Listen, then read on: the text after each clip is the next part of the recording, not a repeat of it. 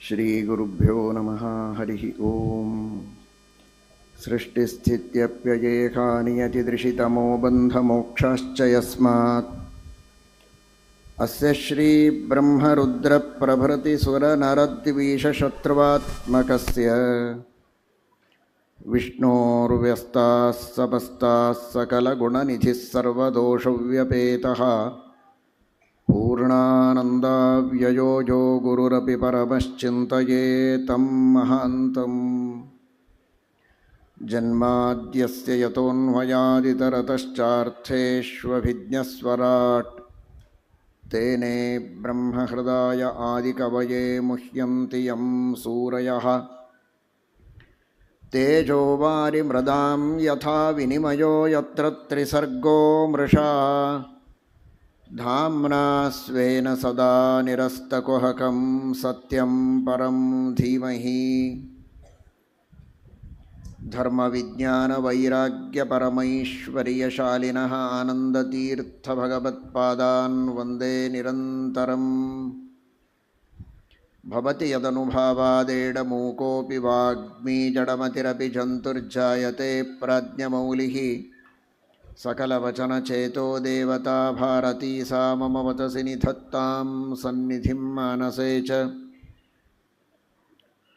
M ಪ್ರವ್ರಜन्तमनुपेतमपेतकृत्यं ದ್ವೈಪಾಯನೋ ವಿರಹಕಾತರ ಆಜುಹಾವ ಪುತ್ರೇತಿ ತನ್ಮಯತಯಾ ತರವೋಪಿ ನೇದುಃ तं ಸರ್ವಭೂತಹೃದಯಂ ಮುನಿಮಾನತೋಸ್ಮಿ. ನಮೋऽस्तु ತಾತ್ವಿಕಾ ದೇವಾಃ ವಿಷ್ಣುಭಕ್ತಿಪರಾಯಣಾಃ ಧರ್ಮಮಾರ್ಗೇ ಪ್ರೇರಯन्तु ಭವಂತಃ ಸರ್ವ ಏವ ಹಿ. ಸನತ್ಕುಮಾರಶಿಷ್ಯಾಯ ಸರ್ವಶಾಸ್ತ್ರಾರ್ಥವೇದಿನೇ ವಿಷ್ಣುಭಕ್ತಿಪ್ರಬೋಧಾಯ ನಾರದಾಯ ನಮೋ ನಮಃ. ನೌಮಿ ನ್ಯಾಯಸುಧಾದಿಕೃಜ್ಜಯಮುನೀನ್ ಶ್ರೀಪಾದರಾಟ್ಸನ್ಮಣೀನ್ ವ್ಯಾಸಾರ್ಯಾನ್ ವಿವಿಧಾಗಮಾಬ್ಧಿವಿಹರಾನ್ ಶ್ರೀವಾದಿರಾಜಾನಪಿ ವಂದೇ ಹಂಸವರಾನ್ ರಘೂತ್ತಮಗುರೂನ್ ವೈದಗ್ಧ್ಯಪಾರಾಂ ನಿಧೀನ್ ಶ್ರೀ ಸತ್ಯವ್ರತರಾಘವೇಂದ್ರಮುನಿಪಾನ್ ಸದ್ಬೋಧಸಧ್ಯಾನಪಾನ್. ಸತ್ಯಾಖ್ಯಬ್ರಹ್ಮಸೂತ್ರಸ್ಯ ಸಂಪರತ್ವೇನ ಕಲ್ಪಕಃ ಮೂಲತೀರ್ಥಂ ಯಸ್ಯ ಮಧ್ವಃ ಸತ್ಸಂಕಲ್ಪೋ ಭವೇನ್ಮುದೆ ಸತಃ ಪ್ರಾಣಸ್ಯ ತೇಃ ಕಸ್ಯ. ಯಂತಾಯೋ ಮೂಲರಾಘವಃ ಸಂತುಷ್ಟಂ ತತ್ರ ಸತ್ಯಾದಿಂ ಮದ್ಗುರುಂ ನೌಮಿ ವಿತ್ತಯೇ. ಸತ್ಯಾಭಿಜ್ಞಕರಾಬ್ಜೋತ್ಥಾನ್ ಪಂಚಾಶದ್ವರ್ಷಪೂಜಕಾನ್ ಸತ್ಯಪ್ರಮೋದತೀರ್ಥಾರ್ಯಾನ್ ನೌಮಿ ನ್ಯಾಯಸುಧಾರತಾನ್. ರಾಜೋವಾಚ ಇತ್ಯುಕ್ತಸ್ತ್ವಯಾ ಭೂಮಂಡಲಾಯಾಮವಿಶೇಷಃ ಯಾವದಾದಿತ್ಯಸ್ತಪತಿ ಯತ್ರ ಚಾಸೌ ಜ್ಯೋತಿಷಾಂ ಗಣೈಃ ಚಂದ್ರಮಾ ಸಹ ದೃಶ್ಯತೆ. ಸ್ವಸ್ತ್ಯಸ್ತು ಅಶೇಷಸನ್ಮಂಗಲಾನಿ ಸಂತು ಶ್ಲೋಕೈಕಶ್ರವಣಪಠನಮಾತ್ರೇಣ ಕಥಾವಕ್ತುಶ್ಚ ಶ್ರೋತॄಣಾಂ ನಿಖಿಲಕಲಿಕೃತಕಲ್ಮಷಾಪನೋದನಪಟುತರೆ ಧರ್ಮಾದ್ಯಖಿಲಪುರುಷಾರ್ಥಸಾಧನೀಭೂತೆ ಶ್ರೀಮದ್ಭಾಗವತೆ ಮಹಾಪುರಾಣೇ ಪಾರಮಹಂಸ್ಯಾಂ ಸಂಹಿತಾಯಾಂ ಅದ್ಯ ಕಥಾಪ್ರಸಕ್ತೌ ಕಿಂಚಿತ್ ಪೂರ್ವಪ್ರಸಕ್ತಪ್ರಮೇಯಾನುವಾದಃ. ಹರಿಃ ಓಂ.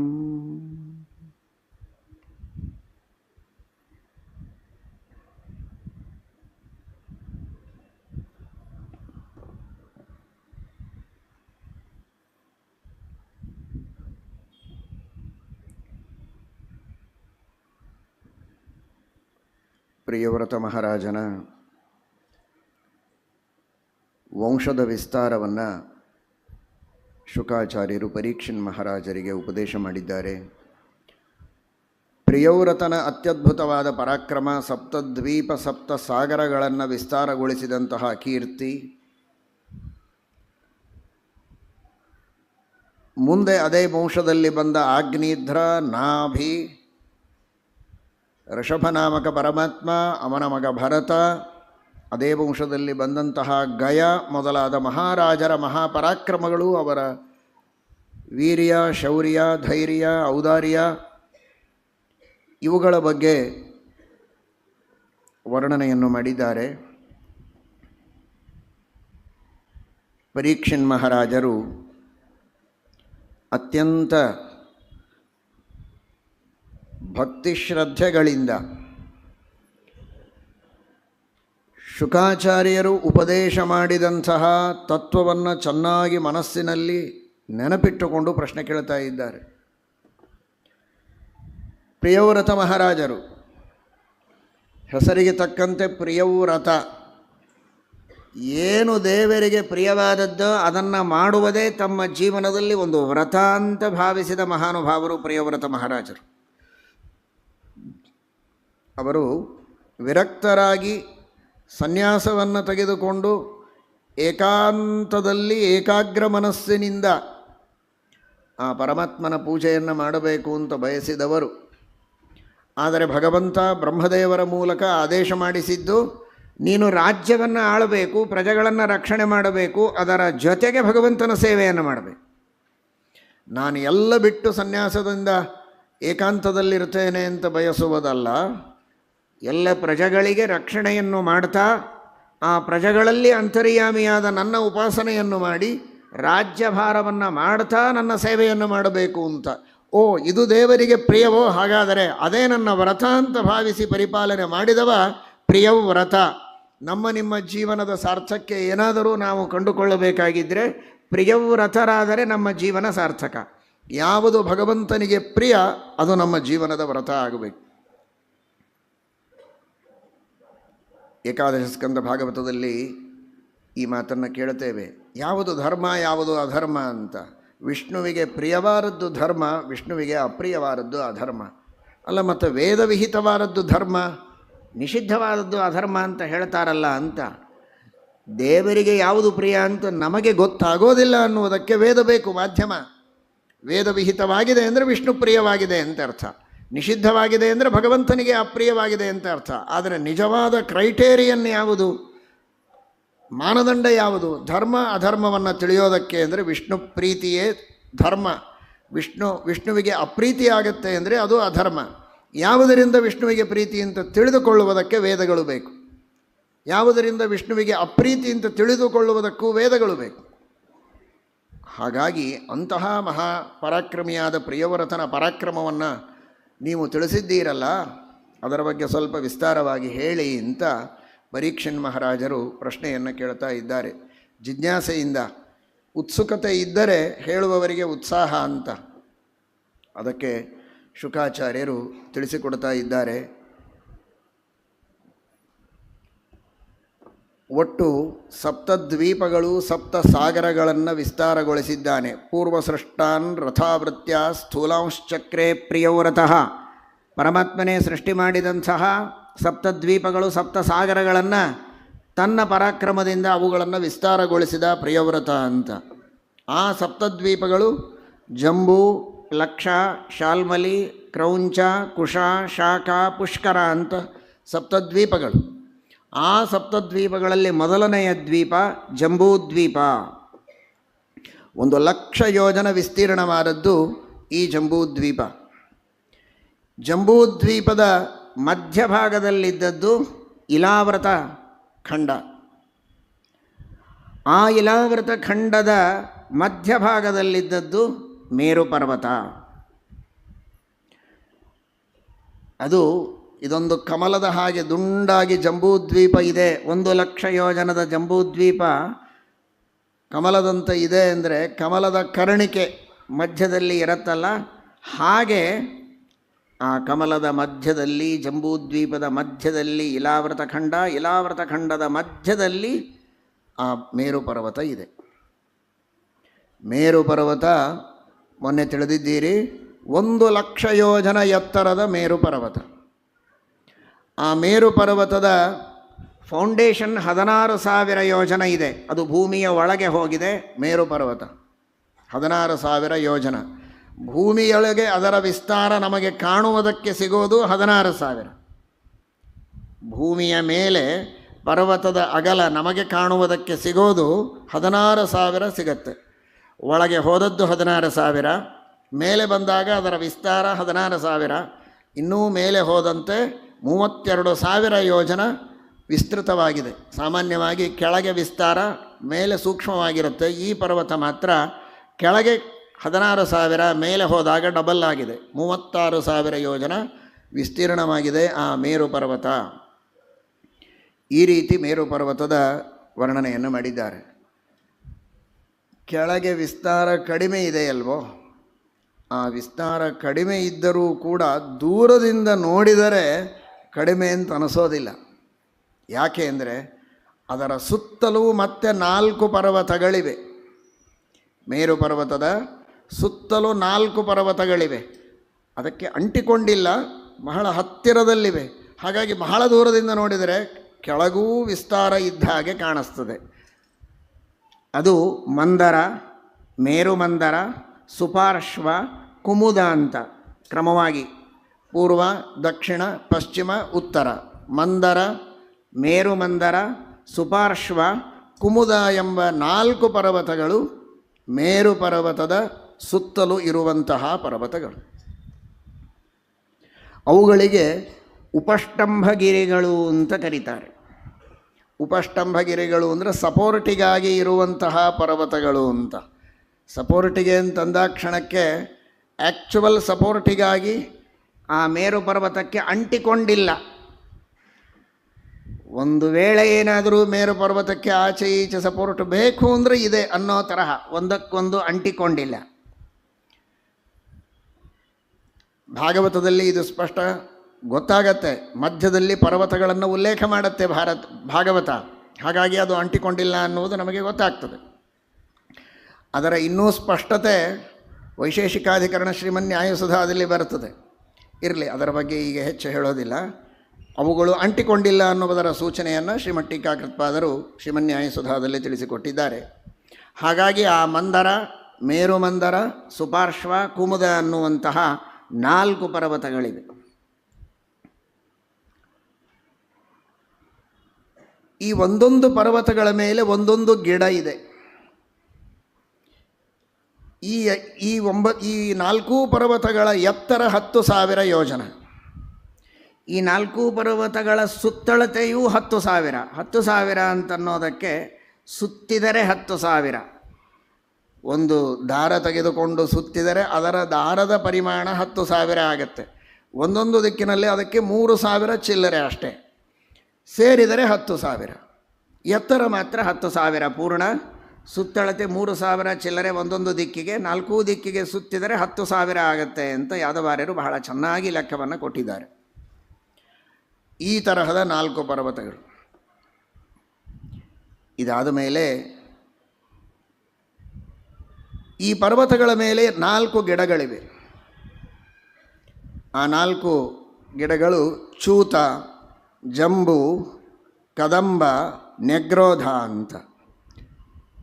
ಪೂರ್ವ, ದಕ್ಷಿಣ, ಪಶ್ಚಿಮ, ಉತ್ತರ ಇದೇ ಕ್ರಮದಲ್ಲಿ ನೀವು ತಿಳಿದುಕೊಳ್ಳಿ. ಮತ್ತೆ ಅದನ್ನು ಹೇಳಬೇಕಾಗಿಲ್ಲ. ಮಾವಿನ ಗಿಡ, ನೇರಳೆ ಹಣ್ಣಿನ ಗಿಡ, ಈಚಲ ಮರ, ಆಲದ ಮರ, ಈ ರೀತಿ 4 ಪರ್ವತಗಳ ಮೇಲೆ 4 ಗಿಡಗಳಿವೆ. ಆ ಒಂದೊಂದು ಗಿಡದ ಎತ್ತರ 1,100 ಯೋಜನ.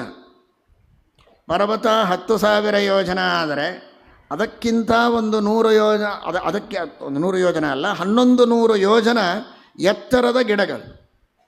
ಅದರ ಟೊಂಗೆಗಳೂ ಅಷ್ಟು ಅಗಲ ಆದದ್ದು, ಅಷ್ಟು ವಿಸ್ತೃತವಾದ 1,100 ಯೋಜನದ ಅಗಲ ಟೊಂಗೆ, 1,100 ಯೋಜನದ ಎತ್ತರ ಗಿಡಗಳು, 4 ಗಿಡಗಳು. ಈ ಎಲ್ಲ ಗಿಡಗಳ ವರ್ಣನೆಯನ್ನು ಮಾಡ್ತಾರೆ ಹೇಗಿರುತ್ತೆ ಅಂತ. ಅದಕ್ಕೂ ಮೊದಲು ಅಲ್ಲಿ 4 ಸರೋವರಗಳು ಇವೆ. 4 ಸರೋವರಗಳು. ಹಾಲು, ಮೊಸರು, ಜೇನುತುಪ್ಪ ಹಾಗೂ ಶುದ್ಧ ಜಲ, ಹೀಗೆ 4 ಸರೋವರಗಳಿವೆ. 4 ವನಗಳಿವೆ, ಅದ್ಭುತವಾದ ವನಗಳು. ದೇವತೆಗಳು, ದೇವತಾ ಸ್ತ್ರೀಯರು ವಿಹಾರ ಮಾಡುವಂತಹ ವನಗಳು. ಈ ಎಲ್ಲ ಕಥೆಗಳನ್ನು ಕೇಳುವ ಮೊದಲು ಕೊನೆಗೆ ಮತ್ತೊಮ್ಮೆಯೂ ಹೇಳ್ತೇನೆ, ಮಧ್ಯದಲ್ಲಿಯೂ ಹೇಳ್ತೇನೆ, ಇದೆಲ್ಲ ದೇವತೆಗಳಿಗೆ, ಪುಣ್ಯ ವಿಶೇಷ ಮಾಡಿದವರಿಗೆ ಭೋಗ ಮಾಡುವುದಕ್ಕೆ ಇರುವಂತಹ ದೇವರು ನಿರ್ಮಾಣ ಮಾಡಿದಂತಹ ಸ್ಥಾನಗಳು. ಈ ಸ್ಥಾನಗಳಿಗೆ ನಾವು ಕೂಡ ವಿಮಾನಗಳಲ್ಲಿ ಟಿಕೆಟ್ ಬುಕ್ ಮಾಡಿಕೊಂಡು ಹೋಗಬಹುದು ಅಂತ ಯಾರೂ ಪ್ಲ್ಯಾನ್ ಹಾಕಿ ಮೊಬೈಲ್ಗಳನ್ನು ಆನ್ ಮಾಡಿಕೊಂಡು ಎಲ್ಲಿದೆ ಅಂತ ಗೂಗಲಲ್ಲಿ ಸರ್ಚ್ ಮಾಡುವ ಪ್ರಯತ್ನ ಮಾಡುವುದು ಬೇಡ. ಇದು ಮನುಷ್ಯ ದೃಷ್ಟಿಗೆ ಗೋಚರವಾದಂತಹ ಪರಿಸರ ಅಲ್ಲ. ಇದನ್ನು ಶ್ರೀಮದ್ಭಾಗವತವೇ ಕೊನೆಗೆ ಹೇಳಿದೆ. ಮತ್ಸ್ಯ ಪುರಾಣವು ಇದರ ಬಗ್ಗೆ ನಿರ್ಣಯವನ್ನು ಕೊಟ್ಟಿದೆ. ಅದನ್ನು ಶ್ರೀಮತ್ ಸತ್ಯಧ್ಯಾನ ತೀರ್ಥ ಶ್ರೀಪಾದಂಗಳವರು ತಮ್ಮ ಪಂಚಾಂಗ ನಿರ್ಣಯ ಎಂಬಂತಹ ಗ್ರಂಥದ ಕೊನೆಯಲ್ಲಿ ಆ ಶ್ಲೋಕವನ್ನು ಉದಾಹರಣೆ ಮಾಡಿಕೊಟ್ಟಿದ್ದಾರೆ. ಮತ್ಸ್ಯಪುರಾಣದ ವಚನವನ್ನು ದಿವ್ಯವಾದಂತಹ ಭೋಗಸ್ಥಾನಗಳು ಪುಣ್ಯವಂತರಿಗೆ ಮಾತ್ರ ಗೋಚರವಾಗೋದು, ಅದಕ್ಕಾಗಿ ಸಾಧನೆಯನ್ನು ಮಾಡಿದವರಿಗೆ ಮಾತ್ರ ಭಗವಂತ ಗೋಚರವಾಗುವ ರೀತಿಯಲ್ಲಿ ವ್ಯವಸ್ಥೆಯನ್ನು ಮಾಡಿದ್ದಾನೆ. ಇನ್ನುಳಿದವರು ಸಾಧನೆ ಮಾಡಿದರೆ ಹೋಗಬಹುದು, ಸುಲಭವಾಗಿ ಹೋಗುವುದಕ್ಕೆ ಸಾಧ್ಯ ಇಲ್ಲ ಅನ್ನುವುದನ್ನು ಮತ್ಸ್ಯಪುರಾಣವೂ ಹೇಳುತ್ತದೆ. ಶ್ರೀಮದ್ಭಾಗವತವೂ ಅದರ ಸೂಚನೆಯನ್ನು ನೀಡಿದೆ. ಅದನ್ನು ತಿಳಿದುಕೊಂಡು ಮುಂದುವರೆಸಿ. ಯಾಕೆಂದರೆ ಅಷ್ಟರಲ್ಲಿ ಕೆಲವರು ಮೊಬೈಲ್ ಆನ್ ಮಾಡಿದಾಗ ಕಾಣಿಸ್ತು ನನಗೆ, ಅದು ಬೇಡ. ಇಲ್ಲಿರುವ ಕ್ಷೇತ್ರಗಳೆಲ್ಲ ಇವೆ, ಅಲ್ಲಿ ಅವಶ್ಯವಾಗಿ ಸಂಚಾರ ಮಾಡಿ ಪುಣ್ಯವನ್ನು ಸಂಪಾದನೆ ಮಾಡಿಕೊಳ್ಳಿ. ಇದಾದ ಮೇಲೆ ಆ 4 ವನಗಳು, ನಂದನ, ಚೈತ್ರರಥ, ವೈಭ್ರಾಜಕ, ಸರ್ವತೋಭದ್ರ ಅಂತ 4 ದಿಕ್ಕುಗಳಲ್ಲಿ 4 ವನಗಳು. ಪರ್ವತಗಳ ಮೇಲೆ ಗಿಡಗಳು, 4 ಸರೋವರಗಳು ಹಾಗೂ 4 ಉದ್ಯಾನವನಗಳು. ಅತ್ಯದ್ಭುತವಾದದ್ದು. ಇಂತಿಂಥ ಋತುಗಳಲ್ಲಿ ಇಂತಹ ಹಣ್ಣುಗಳು ಸಿಗತ್ತೆ, ಇಲ್ಲದೇ ಇದ್ದರೆ ಇಲ್ಲ ಅಂತನ್ನೋ ವ್ಯವಸ್ಥೆ ಇಲ್ಲ. ಯಾವಾಗಾದರೂ ಯಾವ ಹಣ್ಣುಗಳಾದರೂ ಸಿಗಬಹುದು. ಎಲ್ಲ ಋತುಗಳಲ್ಲಿ ಎಲ್ಲ ಹೂವುಗಳು ಸಿಗತ್ತೆ, ಏನು ಬೇಕೋ ಅದು ಸಿಗತ್ತೆ. ಕಲ್ಪವೃಕ್ಷ ಕಾಮಧೇನುಗಳು ಅಂತ ಕೇಳ್ತೀರಲ್ಲ, ಆ ತರಹದ ಕಲ್ಪವೃಕ್ಷಾದಿಗಳು ಇರೋದು ಅಲ್ಲಿಯೇ. ಆ ತರಹದ ಅದ್ಭುತವಾದಂತಹ ವನಗಳು. ಕೇವಲ ಪುಣ್ಯವಂತರು ಆ ಪುಣ್ಯದ ಫಲವನ್ನು ಅನುಭವಿಸುವುದಕ್ಕೆ, ವಿಶೇಷವಾಗಿ ದೇವತೆಗಳು, ದೇವತಾ ಸ್ತ್ರೀಯರು, ಗಂಧರ್ವರು, ಅಪ್ಸರ ಸ್ತ್ರೀಯರು ವಿಹಾರ ಮಾಡುವಂತಹ ಸ್ಥಳಗಳು. ಈ ರೀತಿ ಶುಕಾಚಾರ್ಯರು ವರ್ಣನೆಯನ್ನು ಮಾಡುತ್ತಾರೆ. ಇನ್ನು ಆ ಪೂರ್ವದಲ್ಲಿರುವಂತಹ ಮಂದರ ಪರ್ವತದ ಮೇಲಿರುವಂತಹ ಮಾವಿನ ಹಣ್ಣಿನ ಗಿಡ, ಇದು ಮಾವಿನ ಹಣ್ಣಿನ ಸುಗ್ಗಿ. ದಿವಸ ತಿಂತಾ ಇದ್ದೀರಿ ಎಲ್ಲರೂ ಕೂಡ. ಮಾವಿನ ಹಣ್ಣಿನ ಕಾಲವೇ ಇದು. ಆದರೆ ಅಲ್ಲಿ ಮಾತ್ರ ಎಲ್ಲ ಕಾಲದಲ್ಲಿಯೂ ಮಾವಿನ ಹಣ್ಣು ಇರುತ್ತೆ.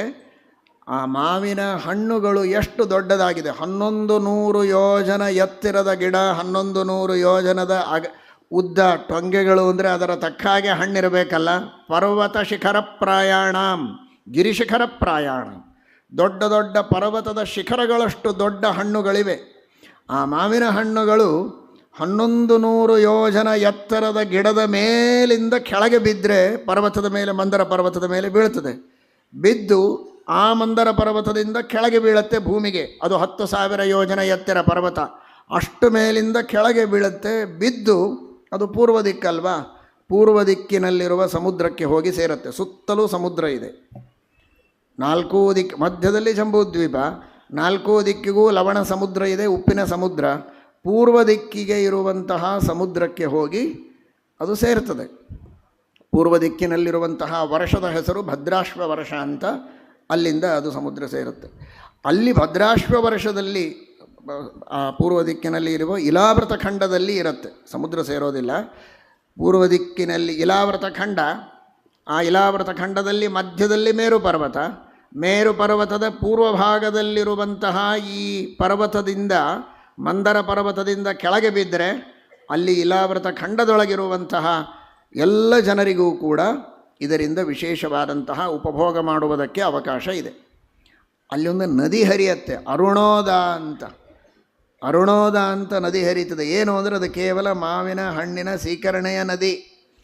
ಅದನ್ನು ಯಾರು ಅಲ್ಲಿರುವ ದೇವತಾ ಸ್ತ್ರೀಯರು ಭೋಗ ಮಾಡ್ತಾರೋ, ಅದನ್ನು ಭೋಗ ಮಾಡಿದರೆ ಅವರ ಮುಖದ ವಾಸನೆ 10 ಯೋಜನಗಳವರೆಗೆ ಅಷ್ಟು ಸುಗಂಧ ಹರಡುತ್ತೆ.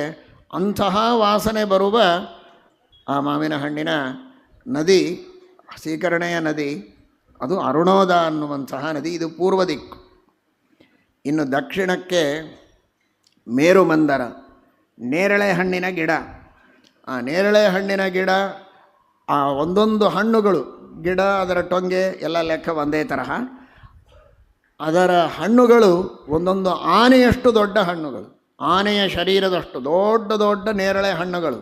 ಅದು ಕೂಡ 1100 ಯೋಜನದ ಎತ್ತರದ ಗಿಡದಿಂದ ಕೆಳಗೆ ಬೀಳುತ್ತೆ, ಮೇರುಮಂದರ ಪರ್ವತದ ಮೇಲೆ ಬಿದ್ದು ಅಲ್ಲಿಂದ 10,000 ಯೋಜನ ಪರ್ವತದ ಕೆಳಗೆ ಬೀಳುತ್ತದೆ, ಭೂಮಿಯ ಮೇಲೆ ದಕ್ಷಿಣ ಭಾಗಕ್ಕೆ, ಇಲಾವೃತ ಖಂಡದ ದಕ್ಷಿಣ ಭಾಗಕ್ಕೆ ಬಿದ್ದರೆ ಅಲ್ಲಿರುವಂತಹ ತತ್ರ ತಾವದು ಉಭಯೋಹೋ ರೋಧಸೋಹೋ ಯಾ ಮೃತ್ತಿಕಾ ತತ್ರ ಫಲರಸೇನ ಅನುವಿದ್ಯಮಾನ ವಾಯುವರ್ಕ ಸಂಯೋಗ ವಿಪಾಕೇನ ಜಾಂಬೂನದಂ ನಾಮ ಸದಾ ಅಮರ ಆಭರಣಂ ಸುವರ್ಣಂ ಭವತಿ. ಎರಡೂ ತೀರಗಳಲ್ಲಿರುವಂತಹ ಮಣ್ಣು ಸೇರತ್ತೆ, ಅಲ್ಲಿ ನದಿ ಹರಿತದೆ, ಆ ರಸದ ನದಿ ಹರಿಯತ್ತೆ. ಆ ಜಂಬೂ ನದಿ ಹರಿದ್ರೆ ಎರಡೂ ಇಕ್ಕೆಲೆಗಳಲ್ಲಿರುವಂತಹ ಏನು ಮಣ್ಣು ಇದೆ ಸೇರ್ತದೆ, ಗಾಳಿ ಸೇರ್ತದೆ, ಸೂರ್ಯನ ಕಿರಣಗಳು ಸೇರ್ತದೆ. ಅಲ್ಲಿ ಒಂದು ವಿಶಿಷ್ಟ ರಾಸಾಯನಿಕ ಕ್ರಿಯೆ ಆಗಿ ಅದು ಗಟ್ಟಿಯಾಗಿ ಬಂಗಾರ ಆಗುತ್ತೆ. ಅದಕ್ಕೆ ಜಾಂಬೂನದ ಬಂಗಾರ ಅಂತ ಹೆಸರು. ನಾವು ನೀವು ಬಳಸುವ ಬಂಗಾರ ಅಲ್ಲ. ದೇವತೆಗಳು ತಮ್ಮ ಮೈಗೆ ಕೊರಳಿಗೆ ಹಾಕುವ ಆಭರಣಗಳೆಲ್ಲ ಇದೇ ಆಭರಣ, ಅವರು ಬೇರೆ ಆಭರಣ ತೆಗೆದುಕೊಳ್ಳೋದಿಲ್ಲ. ಹೈ ಕ್ವಾಲಿಟಿಯ ಬಂಗಾರ ಅಂದರೆ ಅದು ಜಾಂಬೂನದ ಬಂಗಾರ. ಶ್ರೀಮದಾಚಾರ್ಯರು ದ್ವಾದಶ ಸ್ತೋತ್ರದಲ್ಲಿ ದೇವರ ಬಟ್ಟೆಯನ್ನು ವರ್ಣನೆ ಮಾಡುವಾಗ ಜಾಂಬೂನದ ಅಂಬರಾಧಾರಂ, ಆ ಜಾಂಬೂನದ ಬಂಗಾರದ ಬಣ್ಣದ ಬಟ್ಟೆಯನ್ನು ಪರಮಾತ್ಮ ಉಟ್ಟುಕೊಂಡಿದ್ದಾನೆ ಅಂತ, ಬಂಗಾರದ ಬಟ್ಟೆಯನ್ನೂ ಉಟ್ಟುಕೊಂಡಿದ್ದಾನೆ ಅಂತ ಅರ್ಥ ಮಾಡಬಹುದು. ಸುವರ್ಣ ವಸ್ತ್ರವೂ ಇದೆ ದೇವರಿಗೆ, ಸುವರ್ಣದ ಬಣ್ಣದ ವಸ್ತ್ರವೂ ಇದೆ. ಜಾಂಬೂನದ ಅಂಬರಾಧಾರಂ ನಿತಂಬಂ ಚಿಂತ್ಯಮೀಶಿತು, ಅಂತಹ ಜಾಂಬೂನದ ಬಂಗಾರ ಅಲ್ಲಿ ತಯಾರಾಗುತ್ತೆ. ದೇವತೆಗಳು ಅದರ ಆಭರಣಗಳನ್ನು ಉಪಯೋಗಿಸ್ತಾರೆ ಅಂತ. ಇನ್ನು ಪಶ್ಚಿಮ ದಿಕ್ಕಿಗೆ ಬಂದರೆ ಸುಪಾರ್ಶ್ವ, ಅದರ ಮೇಲೆ ಕದಂಬ ಈಚಲು ಮರ, ಆ ಗಿಡದಿಂದ ಮಧುಧಾರಾಗಳು, ಅಲ್ಲಿ ಜೇನುಗೂಡು ಕಟ್ಟಿರ್ತದೆ ಅಂದರೆ ಅದು ಎಂಥೆಂತಹ ಜೇನುಗೂಡುಗಳು, ಜೇನು ಸುರಿತದೆ, ಅದನ್ನು ಹಿಂಡಿ ಹೊಡೆದು ಸುರಿಸಬೇಕಾಗಿಲ್ಲ, ತಾನಾಗಿಯೇ ಒಂದು ವ್ಯಾಮ ಅಂದರೆ ಇದರ 5ರಷ್ಟು ಪಂಚವ್ಯಾಮ ಪರಿಣಾಹ ಮಧುಧಾರಾಹ, 5 ಈ ದೊಡ್ಡ ಅಳತೆಯ ಮಾರಕೈ ಮಾಡಿದರೆ ಏನೋ ಒಂದು ಅಳತೆ ಬರಬೇಕಲ್ಲ, ಇದರ 5 ಪಟ್ಟು ಇಷ್ಟು ದೊಡ್ಡ ಅಳತೆಯ ಒಂದೊಂದು ಧಾರಾಗಳು, ಹೀಗೆ 5 ಧಾರಾಗಳು ನಿರಂತರವಾಗಿ ಮಧುಧಾರಾಗಳು ಪರ್ವತದ ಮೇಲಿನಿಂದ ನೀರು ಬಿದ್ದದ್ದು ನೀವೆಲ್ಲ ನೋಡಿದ್ದೀರಿ. ಅಲ್ಲಲ್ಲಿ ಮಳೆಗಾಲದಲ್ಲಿ ನೀವು ದಾರಿಯಲ್ಲಿ ಹೋಗ್ತಾ ಇರುವಾಗ, ರೋಡ್ ಒಳಗೆ ಟ್ರೈನ್ ಒಳಗೆ ಹೋಗುವಾಗ ಪರ್ವತದ ಮೇಲಿನಿಂದ ನೀರು ಬೀಳೋದು ನೋಡ್ತೀರಿ. ಇಷ್ಟೇ ಪುಣ್ಯ ಮಾಡಿದ್ದೀರಿ, 10 ಗಾಯತ್ರಿ ಮಾಡಿ ಇನ್ನೂ ಜಾಸ್ತಿ ಸಾಧನೆ ಮಾಡಿದರೆ ಜೇನು ಬೀಳುವುದನ್ನು ನೋಡುವ ಸೌಭಾಗ್ಯ ಸಿಗತ್ತೆ, ಸುಪಾರ್ಶ್ವದ ಪಾರ್ಶ್ವಕ್ಕೆ ಹೋದರೆ. ಹಾಗಾಗಿ 5 ಧಾರಾಗಳು ಅಲ್ಲಿ ಬೀಳತ್ತೆ. ಆ ಮಧುಧಾರಾಗಳ ಮಧುವನ್ನು ಪಾನ ಮಾಡಿದ ಅಲ್ಲಿಯ ಸ್ತ್ರೀಯರ, ಇಲಾವೃತ ಖಂಡದ ಸ್ತ್ರೀಯರ ಏನು ಮುಖದ ವಾಸನೆ ಇದೆ ಅದು 100 ಯೋಜನ ದೂರ ಹರಡತ್ತಂತೆ. ಆ ಮಾವಿನ ಹಣ್ಣಿನ ವಾಸನೆ 10 ಯೋಜನ ಆದರೆ ಈ ಜೇನಿನ ವಾಸನೆ 100 ಯೋಜನ ಹರಡುತ್ತೆ. ಇಲ್ಲೆಲ್ಲ ಬರೀ ಸ್ತ್ರೀಯರು ಅಂತ ಯಾಕೆ ಹೇಳ್ತಾ ಇದ್ದೀರಿ ಅನ್ನೋ ಒಂದು ಪ್ರಶ್ನೆ ನಿಮ್ಮ ಮನಸ್ಸಿನಲ್ಲಿ ಬರುತ್ತೆ. ಅದಕ್ಕೆ ಕಾರಣ ಮುಂದೆ ಬರುತ್ತೆ, ಈಗ ಹೇಳ್ತೇನೆ. ಇಲಾವೃತ ಖಂಡದಲ್ಲಿ ರುದ್ರದೇವರೊಬ್ಬರೇ ಪುರುಷರು. ಸಂಪೂರ್ಣ ಇಲಾವೃತ ಖಂಡ ಮೇರು ಪರ್ವತದ ಸುತ್ತಲೂ ಇಲಾವೃತದ ಮಧ್ಯದಲ್ಲಿ ಮೇರು ಇದೆ, ಸುತ್ತಲೂ 9,9,9,000 ಯೋಜನ ಇಲಾವೃತ ಖಂಡ ಇದೆ. ಈಚೆ 9, ಈ ಕಡೆ 9, ಈ ಕಡೆ 9, ಈ ಕಡೆ 9, ಮಧ್ಯದಲ್ಲಿ 16,000 ಮೇರು ಪರ್ವತ ಇದೆ. ಆ ಸುತ್ತ ಇಲಾವೃತ ಖಂಡದಲ್ಲಿ ಪುರುಷರು ಅಂದರೆ ಒಬ್ಬರೇ ರುದ್ರದೇವರು. ಉಳಿದವರೆಲ್ಲ ಪಾರ್ವತಿ ಸ್ತ್ರೀ, ಉಳಿದವರೆಲ್ಲ ಆ ರುದ್ರದೇವರ ಪಾರ್ವತಿಯ ಅನುಚರರು, ದಾಸಿಯರು, ಎಲ್ಲರೂ ಸ್ತ್ರೀಯರೇ. ಯಾಕೆ ಅಂದರೆ ಒಂದು ಬಾರಿ ರುದ್ರದೇವರು ಪಾರ್ವತಿಯ ಜೊತೆಗೆ ಏಕಾಂತದಲ್ಲಿರುವಾಗ ಹೇಳದೆ ಋಷಿಗಳು ಬಂದಾಗ ಪಾರ್ವತಿಗೆ ಸಂಕೋಚವಾದದ್ದಕ್ಕೆ ರುದ್ರದೇವರು ಶಾಪ ಕೊಡ್ತಾರೆ. ಇನ್ನು ಮೇಲೆ ಯಾರೂ ಇಲ್ಲಿ ಪುರುಷರು ಪ್ರವೇಶ ಮಾಡಬಾರದು, ಯಾರಾದರೂ ಪುರುಷರು ಪ್ರವೇಶ ಮಾಡಿದರೆ ಅವರು ಸ್ತ್ರೀಯರಾಗಬೇಕು ಅಂತ ಶಾಪವನ್ನು ಕೊಡ್ತಾರೆ. ಅದರ ವಿಸ್ತೃತ ಕಥೆ ನವಮಸ್ಕಂದದಲ್ಲಿ ಬರುತ್ತೆ. ಅಲ್ಲಿಯವರೆಗೆ ತಾಳ್ಮೆಯಿಂದ ಇರಿ. ಈ ರೀತಿ ಆ ಇಲಾವೃತ ಖಂಡದಲ್ಲಿ ಆ ಸ್ತ್ರೀಯರು ಉಪಭೋಗ ಮಾಡುವ ವಾಸನೆ 100 ಯೋಜನ ಹರಡುತ್ತದೆ ಅಂತ ಹೇಳ್ತಾರೆ. ಇನ್ನು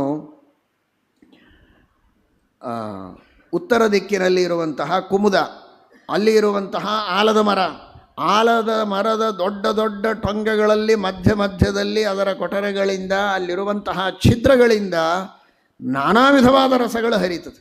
ಅದು ಉತ್ತರ ದಿಕ್ಕು, ಶ್ರೇಷ್ಠವಾದದ್ದು. ಹಾಗಾಗಿ ಅಲ್ಲಿರುವಂತಹ ಅನೇಕ ಹಾಲು, ಮೊಸರು, ತುಪ್ಪ, ಜೇನು, ಆಭರಣಗಳು ಬೇಕು ಅಂದರೆ, ಹಾಸಿಗೆ ಬೇಕೆ ಅಂದರೆ, ಬಟ್ಟೆಗಳು ಬೇಕು ಅಂದರೆ, ಕಲ್ಪವೃಕ್ಷ ಕಾಮಧೇನು ಇದ್ದಂತೆ ಅದು ಆಲದ ಮರ ಅಂದರೆ ಎಲ್ಲವನ್ನೂ ಕೊಡುವಂತಹ ಶ್ರೇಷ್ಠವಾದ ದಿವ್ಯವಾದ ಆ ಭಗವಂತನ ಸೃಷ್ಟಿ. ಈಗ ನೋಡಿ, ಮಧ್ಯದಲ್ಲಿ ಒಂದು ಮಾತು ಹೇಳಿ ಮತ್ತೆ ಮುಂದೆ ಹೋಗ್ತೇನೆ. ಇದೆಲ್ಲ ಹೀಗಿರಬಹುದಾ? ಹೀಗಿರ್ಲಿಕ್ಕೆ ಸಾಧ್ಯ ಇದೆಯಾ? ಯಾವುದನ್ನು ನಾವು ಕಂಡಿದ್ದೇವೆ ಅದನ್ನು ನಂಬುತ್ತಾ ಇದ್ದೇವೆ. ಆದರೆ ಒಂದು ಕ್ಷಣ ನಾವು ಕಂಡದ್ದನ್ನೇ ವಿಶ್ಲೇಷಣೆ ಮಾಡಿ ನೋಡೋಣ, ಹೀಗಿರಬಹುದಾ ಅಂತ. ಇಷ್ಟು ಜನ ನಾವಿಲ್ಲಿ ಕುಳಿತಿದ್ದೇವಲ್ಲ, ನಮ್ಮ ದೇಶದಲ್ಲಿ 140 ಕೋಟಿ ಜನ ಇದ್ದೇವಲ್ಲ, ಎಷ್ಟೋ ಕೋಟಿ ಸಂಖ್ಯೆಯಲ್ಲಿ ಇಡೀ ಭೂಮಿಯಲ್ಲಿ ಜನ ಇದ್ದೇವಲ್ಲ. ಒಬ್ಬ ಮಾನವನ ದೇಹವನ್ನು ನೋಡಿ ವಿಚಾರ ಮಾಡಿ, ಹೀಗಿರಬಹುದಾ ಅಂತ. ಏನದು ಮಾನವನ ದೇಹ, ಹೇಗೆ ಬಂತು? ನಾವು ಮಾಡಲಿಕ್ಕೆ ಸಾಧ್ಯವಿದೆಯಾ ಅನ್ನುವ ದೃಷ್ಟಿಯಲ್ಲಿ ಆಲೋಚನೆ ಮಾಡಿ ನೋಡಿ. ಸ್ತ್ರೀ ಪುರುಷರ ಸಂಘದಲ್ಲಿ ಆಗಿರುವಂತಹ ಒಂದು ಸಣ್ಣ 2 ಕಣಗಳ ಪ್ರವೇಶ ಮಿಲನ ಆದಾಗ ಅದು ಕ್ರಮವಾಗಿ ದೊಡ್ಡದಾಗಿ ಆಗಿ ಆಗಿ ಇಷ್ಟು ದೊಡ್ಡ ದೇಹ, ಆ ದೇಹದೊಳಗೆ ಇಷ್ಟು ವಿಚಿತ್ರವಾದ ಸುಂದರವಾದಂತಹ ಅಂಗಗಳು, ಬ್ರೇನು, ಹಾರ್ಟು, ಇಲ್ಲೆಲ್ಲ ವೈದ್ಯರು ಕುಳಿತಿದ್ದಾರೆ. ಆ ಒಂದೊಂದು ಹಾರ್ಟ್ ತಯಾರಾಗಬೇಕಾದರೆ, ಒಂದು ಬ್ರೇನ್ ತಯಾರಾಗಬೇಕಾದರೆ, ಬ್ರೇನಿನೊಳಗೆ ಏನಿದೆ ಅಂತ ತಿಳ್ಕೋಬೇಕಾದರೆ ಎಷ್ಟೆಷ್ಟೋ ವರ್ಷಗಳ ಕೋರ್ಸ್ ಮಾಡಿ MBBS MD ಎಲ್ಲ ಆದಮೇಲೆ ಅದರೊಳಗೆ ಏನಿದೆ, ಹೇಗೆ ಚಿಕಿತ್ಸೆ ಮಾಡ್ಕೋಬೇಕು ಅಂತ ತಿಳಿಯೋದಕ್ಕೆ ಇಷ್ಟು ಕಷ್ಟ ಇದೆ. ಅದನ್ನು ಮಾಡೋದಕ್ಕೆ ಎಷ್ಟು ಕಷ್ಟ ಇದೆ. ಯಾವ ತಾಯಿ ಅದನ್ನು ಮಾಡಿದ್ದಾಳೆ? ದಾರಿಯಲ್ಲಿರುವಂತಹ ಹೆಣ್ಣು ಮಕ್ಕಳು ಏನೂ ಓದದೇ ಇದ್ದ, ಅಕ್ಷರವೂ ಗೊತ್ತಿಲ್ಲದೇ ಇದ್ದವರು ತಾಯಂದಿರೇ ಆಗ್ತಾರೆ. ಎಲ್ಲ ಓದಿದವರು ತಾಯಂದಿರಾಗಿರ್ಬೋದು, MBBS ಡಾಕ್ಟರು ತಾಯಿ ಆಗಿರ್ಬೋದು. ಆದರೆ ತಾನು ತಿಳಿದು ಮಾಡಿದ್ದ, ಕೊರೆದದ್ದ, ಜೋಡಿಸಿದ್ದ, ಪೋಣಿಸಿದ್ದ, ಹೆಣದದ್ದ, ಹೊಲದದ್ದ ಯಾರು ಮಾಡಿದರು? ಹೇಗಾಯಿತು? ನಂಬ್ತಾ ಇದ್ದೇವೋ ಇಲ್ಲೋ? ಇದೆಲ್ಲ ಅಸಾಧ್ಯ, ಯಾರೂ ಮಾಡಲಿಲ್ಲ. ಒಂದು ಮೈಸೂರು ಪಾಕ್ ಮಾಡೋದಕ್ಕೆ ಎಷ್ಟು ಕಷ್ಟ ಮೈಸೂರಲ್ಲಿ ಬಂದು. ಇಂತಹ ಒಂದು ದೇಹವನ್ನು, ಬ್ರೇನನ್ನು ನಿರ್ಮಾಣ ಮಾಡೋದು it is impossible. Just it is impossible. But it is possible. ಯಾಕೆ ನಾವು ನೋಡ್ತಾ ಇದ್ದೇವೆ. ಆದರೆ ಚಿಂತನೆ ಮಾಡಿದರೆ ಇದು ಇಂಪಾಸಿಬಲ್ ಇದೆ. ನಾವೇನು ಕಣ್ಣೆದರಿಗೆ ಕಾಣ್ತಾ ಇದ್ದೇವೆ ಎಲ್ಲವೂ ಇಂಪಾಸಿಬಲ್ಲೇ. ಒಂದು ಗಿಡ ಇಂಪಾಸಿಬಲ್. ಬೀಜ ಎಷ್ಟಿತ್ತು, ಇಷ್ಟು ದೊಡ್ಡ ಗಿಡ ಹೇಗಾಯಿತು? ಆಯಿತು, ಕಣ್ಣಿಗೆ ಕಾಣುತ್ತೆ, ನಂಬಬೇಕಷ್ಟೇ. ಆದರೆ ಅದನ್ನು ಹೇಗಾಯಿತು ಅಂತ ಹಂತ ಹಂತವಾಗಿ ನಾವು ವಿವರಣೆ ಮಾಡೋದಕ್ಕೆ ಏನಾಗತ್ತೆ ಅಂತ ವಿಜ್ಞಾನದಿಂದ ವಿವರಣೆ ಮಾಡಬಹುದು. ಯಾರು ಮಾಡಿದರು ಅಂತ ಹೇಳೋದು ಕಷ್ಟ. ಯಾರೂ ಮಾಡದೆ ಆಯ್ತು ಹೇಗೆ ಅಂತ ವಿವರಣೆ ಮಾಡೋದು ಕಷ್ಟ. ನೇಚರ್ ಅಂತ ಹೇಳಿ ತಪ್ಪಿಸಿಕೊಳ್ಳಬಹುದು. ಆದರೆ ನೇಚರು ಹಾಗಾಗಬಹುದೇ? ಎಲ್ಲವೂ ನೇಚರೇ ಮಾಡೋದಾದರೆ ನಮ್ಮ ಪ್ರಯತ್ನ ಯಾಕೆ ಬೇಕು? ಹಾಗಾದರೆ ನೇಚರ್ ಇದೇ ಸತ್ಯ. ಆದರೆ ಆ ನೇಚರಿಗೂ ಮೀರಿದ ನೇತಾ ಚರಾಚರಸ್ಯ, ಚರಾಚರಕ್ಕೆ ನೇತೃವಾದಂತಹ ವ್ಯಕ್ತಿ ಇದ್ದಾನೆ ಒಬ್ಬ. ಆ ಭಗವಂತನ ಪ್ರೇರಣೆಯಿಂದ ಈ ದೇಹವೂ ಆಗಿದೆ, ಗಿಡವೂ ಆಗಿದೆ, ಸಮುದ್ರವೂ ಆಗಿದೆ, ಪರ್ವತವೂ ಆಗಿದೆ, ಎಲ್ಲವೂ ಆಗಿದೆ. ಇದನ್ನು ನಾವು ಕಣ್ಣಿನಿಂದ ಕಂಡಿದ್ದೇವೆ. ಅದನ್ನು ನಾವು ಇತಿಹಾಸ ಪುರಾಣಗಳಿಂದ, ಶಾಸ್ತ್ರಗಳಿಂದ, ಕಂಡವರಿಂದ ಕೇಳಿ ತಿಳಿತಾ ಇದ್ದೇವೆ. ಆದರೆ ಈ ತರಹ ಇರುವ ಸಾಧ್ಯತೆ ಇಲ್ಲ ಅಂತ ತಿಳ್ಕೋಬೇಡಿ. ಈ ಗಿಡ ಇರೋದೇ ಅಸಾಧ್ಯ ಆದರೂ ಹೇಗೆ ಸಾಧ್ಯವೋ, ಗಿಡದಲ್ಲಿ ವಿವಿಧ ವಿಚಿತ್ರ ಗಿಡಗಳಿವೆ. ಇವತ್ತು ನಮ್ಮ ಊರಿನಲ್ಲಿರುವ ಗಿಡಗಳು ನೀವು ಹೋಗಿ ಅವುಗಳನ್ನು ಕತ್ತರಿಸಿ ಏನು ಬೇಕೋ ಮಾಡಿಕೊಳ್ತೀರಾ. ಕೆಲವರು ಅಡುಗೆಗೆ ಉಪಯೋಗಿಸ್ಬೋದು, ಕೆಲವರು ಮನೆ ಬಾಗಿಲಿಗೆ ಉಪಯೋಗಿಸ್ಬೋದು. ಆಫ್ರಿಕಾದಲ್ಲಿ ಗಿಡಗಳಿವೆ, ಹತ್ತಿರ ಹೋದರೆ ನಿಮ್ಮನ್ನೇ ತಿಂತವೆ ಅವು. ಅಂಥ ಗಿಡಗಳೇ ಇರಲಿಕ್ಕೆ ಸಾಧ್ಯ ಇಲ್ಲ. ನೀವು ಇರಲಿಕ್ಕೆ ಸಾಧ್ಯ ಇಲ್ಲ ಅಂದರೆ ಇದೆ, ಬೇರೆ ದೇಶದಲ್ಲಿದೆ. ಜಗತ್ತು ಬಹಳ ದೊಡ್ಡದಾಗಿದೆ.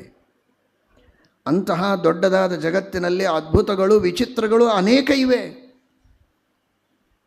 ಇವತ್ತು ಇಷ್ಟೆಲ್ಲ ನಾನಾ ವಿಧವಾದಂತಹ ಸಿಗ್ನಲ್ಗಳನ್ನು ಕೊಡ್ತಾರೆ, ಬೇನೇನೋ ಸೆಕ್ಯೂರಿಟಿಗಳನ್ನು ಕೊಡ್ತಾರೆ. ಎಲ್ಲಿಯೇ ಶತ್ರುಗಳು ಬಂದರೆ, ಉಗ್ರಗಾಮಿಗಳು ಬಂದರೆ ಸೈರನ್ ಆಗ್ತದೆ. ಏನೇನೋ ನಾನಾ ವಿಧವಾಗಿರೋಂತಹ ಎಷ್ಟು ಟೆಕ್ನಾಲಜಿ ಮುಂದುವರೆದಿದೆ ಎಲ್ಲ. ಇದು ಯಾವ ಟೆಕ್ನಾಲಜಿನೂ ಬೇಡ.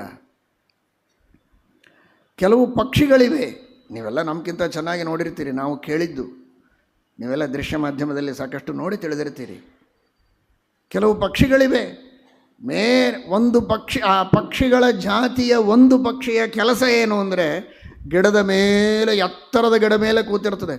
ಯಾವುದಾದರೂ ಬೇಟೆಗಾರ ಬಂದ ಹೊಡಿತಾನೆ ಅಂತ ಗೊತ್ತಾದರೆ ಒಂದು ಸೈರನ್ ತನ್ನ ಧ್ವನಿಯಿಂದ ಕೊಟ್ಟರೆ ಎಲ್ಲ ಪಕ್ಷಿಗಳು ದಾರಿ ತಪ್ಪಿಸಿಕೊಂಡು ಬೇರೆ ಕಡೆಗೆ ಹೋಗಿಬಿಡ್ತವೆ. ಅಷ್ಟೆ, ಅದರದ್ದು ಅಷ್ಟೇ ಕೆಲಸ, ತನ್ನ ಪಕ್ಷಿಯ ಜಾತಿಯನ್ನು ರಕ್ಷಣೆ ಮಾಡೋದು. ಯಾರು ಕಲಿಸಿದರು? ಏನು ಕಾಲೇಜು, ಏನು ಶಾಲೆ ಇದೆ ಆ ಪಕ್ಷಿಗಳಿಗೆ? ಮುಂಗುಲಿ ಹಾವಿನ ಜೊತೆಗೆ ಯುದ್ಧ ಮಾಡಿದರೆ ಕೂಡಲೇ ಅದರ ವಿಷಬಾಧೆ ತನಗಾಗಬಾರದು ಅಂತ ಓಡಿ ಹೋಗಿ ಕೆಲವು ತೊಪ್ಪಲುಗಳನ್ನು ತಿಂತದೆ. ಅದನ್ನು ತಿಂದುಬಿಟ್ರೆ ಅದಕ್ಕೆ ವಿಷಬಾಧೆ ಆಗೋದಿಲ್ಲ. ಯಾವ ಡಾಕ್ಟರ್ ಕಲಿಸಿದ್ದಾರೆ ಆ ಮುಂಗುಲಿಗೆ? ನೀವೇನಾದರೂ ನಿಮ್ಮ ಕಾಲೇಜುಗಳಲ್ಲಿ, ಇನ್ಸ್ಟಿಟ್ಯೂಷನ್ಗಳಲ್ಲಿ ಮುಂಗುಲಿಗಳಿಗೆಲ್ಲ ಟ್ರೈನಿಂಗ್ ಕೊಟ್ಟಿದ್ದೀರಾ? ಆ ಮುಂಗುಸಿ ಹೋಗಿ ತನ್ನ ಬದುಕಿಗೆ ತಾನು ದಾರಿ ನೋಡಿಕೊಳ್ಳುತ್ತದೆ. ಅವುಗಳಿಗೆಲ್ಲ ಶಾಲೆಗಳಿಲ್ಲ. ಭಗವಂತನ ಪ್ರೇರಣೆ ಇದೆ. ಧಿಯೋ ಯೋ ನಃ ಪ್ರಚೋದಯಾತ್, ಗಾಯತ್ರಿ ಭಾಷ್ಯ ರೂಪೋಸೌ.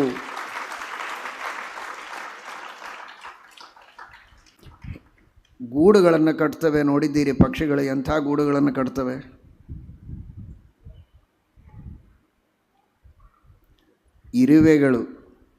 ಇರುವೆಗಳು ಕಟ್ಟುವ ಏನು ಹುತ್ತುಗಳಿವೆ, ಅದರ ಬಾಯಿ ಎಷ್ಟು ಸಣ್ಣದು. ಒಂದೊಂದು ಕಣ ತಂದು ತಂದು ತಂದು ತಂದು ಅಷ್ಟು ಭದ್ರವಾಗಿ ಕಟ್ತದೆ. ಮಳೆ ಬರ್ತದೆ, ಬಿಸಿಲು ಬರ್ತದೆ, ಗಾಳಿ ಇರ್ತದೆ, ಭದ್ರವಾಗಿರ್ತದೆ. ಏನು ಸಿಮೆಂಟ್ ಯೂಸ್ ಮಾಡಿದೆಯಾ, ಜಲ್ಲಿ ಯೂಸ್ ಮಾಡಿತಾ, ಕಬ್ಬಿಣ ಯೂಸ್ ಮಾಡಿದೆಯಾ? ಮಧ್ಯ ಮಧ್ಯದಲ್ಲಿ ರಂಧ್ರಗಳು, ಏನು ಸಪೋರ್ಟು, ಅದರ ರಂಧ್ರ ಹೇಗಾಯಿತು? ಯಾರು ಕಲಿಸಿದರು ಈ ತರಹ ಇದನ್ನು ಕಟ್ಟಬೇಕು ಅಂತ? ಅದಕ್ಕೆ ತಿಳ್ಕೊಳ್ಳಿ, ನಾವೇ ಬಹಳ ಬುದ್ಧಿವಂತರು ಅಂತ, ಮಾನವರು ಅಂತ ಏನೂ ಹೊಸದಾಗಿ ಮಾಡಿಲ್ಲ. ಮಾನವ, ನೀನೇನೂ ಹೊಸದು ಮಾಡಿಲ್ಲ. ಎಲ್ಲವೂ ಬೇಕಾದಷ್ಟು ಹಿಂದೆ ಮಾಡಿದ್ದಿದೆ, ಎಲ್ಲ ಪಶು ಪಕ್ಷಿಗಳು ಮಾಡಿದ್ದಿದೆ. ನೀನು ಅನುಕರಣೆ ಮಾಡ್ತಾ ಇದ್ದೀಯ, ಹೊಸದೇನೋ ಮಾಡಿದೆಯೋ? ಮಾನವ ಮಾಡಿದ್ದೇನು ಹೊಸದಿಲ್ಲ ನಿಂದು. ಹಾಗಾದರೆ ಒಂದೊಂದೇ ಹುಲ್ಲು ಕಡ್ಡಿಗಳನ್ನು ತಂದು ಎಷ್ಟು ಸುಂದರವಾಗಿ ಕಟ್ತಾರೆ. ಆ ಪಕ್ಷಿಯ ಜಾತಿ ಅದು ಕರ್ನಾಟಕದ್ದಾಗಿರಬಹುದು, ಆಂಧ್ರ ಆಗಿರಬಹುದು, ಬಿಹಾರ ಆಗಿರಬಹುದು, ಅಮೇರಿಕಾದಲ್ಲಿರಬಹುದು, ಎಲ್ಲ ಆ ಜಾತಿಯ ಪಕ್ಷಿಗಳು ಒಂದೇ ತರಹ ಗೂಡುಗಳನ್ನು ಕಟ್ತದೆ. ಏನದು ಯುನಿಟಿ? ಒಂದೇ ಕಾಲೇಜ್ ಅವುಗಳಿಗೆ? ಇಂಜಿನಿಯರಿಂಗ್ ಕಾಲೇಜ್ ಇದೆಯಾ? ಏನಿದೆ? ಎಷ್ಟು ಅದ್ಭುತಗಳಿವೆ ಜಗತ್ತಿನಲ್ಲಿ. ಕಣ್ಣರಳಿಸಿ ನೋಡಿ, ಕಣ್ಣು ಮುಚ್ಚಿ ಮತ್ತೆ ಚಿಂತನೆ ಮಾಡಿ, ಮತ್ತೆ ಕಣ್ಣರಳಿಸಿ ಮತ್ತೆ ಕಣ್ಣು ಮುಚ್ಚಿ ಚಿಂತನೆ ಮಾಡಿ, ಕಾಂಟೆಂಪ್ಲೇಟ್, ಅದರ ಬಗ್ಗೆ ಚಿಂತನೆ ಮಾಡ್ತಾ ಹೋಗಿ. ಜಗತ್ತಿನಲ್ಲಿ ಅದ್ಭುತಗಳು ಬಹಳ ಇವೆ. ಕೆಲವುಗಳನ್ನು ನಾವು ಕಂಡಿದ್ದೇವೆ, ಕೆಲವು ನಮ್ಮ ದೃಷ್ಟಿಯ ಆಚೆಗೆ ಇವೆ, ಕೆಲವುದನ್ನು ಕೇಳಿ ಬಂದು ನೋಡಿ ಬಂದು ಹೇಳಿದವರಿದ್ದಾರೆ, ಕೆಲವುದನ್ನು ಶಾಸ್ತ್ರದಲ್ಲಿ ನಾವು ತಿಳಿತೇವೆ. ದೇವರ ಸೃಷ್ಟಿಯಲ್ಲಿದ್ದದ್ದನ್ನು ಸುಮ್ಮನೆ ಅಲ್ಲಗಳೆಯುವ ದುಸ್ಸಾಹಸವನ್ನು ಮಾಡುವುದು ಬೇಡ. ಗಂಭೀರ ಚಿಂತನೆಯಲ್ಲಿ ಅದನ್ನು ಕೇಳಿ. ಮಂದರ, ಮೇರುಮಂದರ, ಸುಪಾರ್ಶ್ವ, ಕುಮುದ, ಹೀಗೆ 4 ದಿಕ್ಕುಗಳಲ್ಲಿ 4 ಗಿಡಗಳು, ಒಂದೊಂದು ಗಿಡಗಳಿಂದ ಆಗುವಂತಹ ಒಂದೊಂದು ವಿಚಿತ್ರವನ್ನು ಈ ರೀತಿ ವರ್ಣನೆ ಮಾಡಿದ್ದಾರೆ.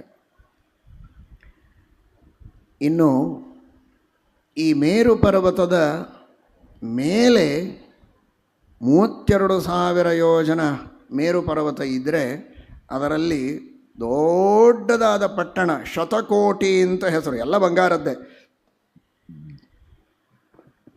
ಸುವರ್ಣಮಯವಾದದ್ದು. ಶಾತಕೌಂಭೀಂ ಶತಕೋಟಿಂ ವ್ಯಪದಿಶಂತಿ, ಬಂಗಾರದ ಶತಕೋಟಿ ಎಂಬ ಪಟ್ಟಣ, 10,000 ಯೋಜನ ಚೌಕವಾದದ್ದು, ಚತುರಸ್ರ, ಅಂತಹ ಸ್ಕ್ವೇರ್ ಆಗಿ 10,000 ಯೋಜನ ಇದ್ದಂತಹ ಬ್ರಹ್ಮದೇವರ ಬಂಗಾರದ ಪಟ್ಟಣ.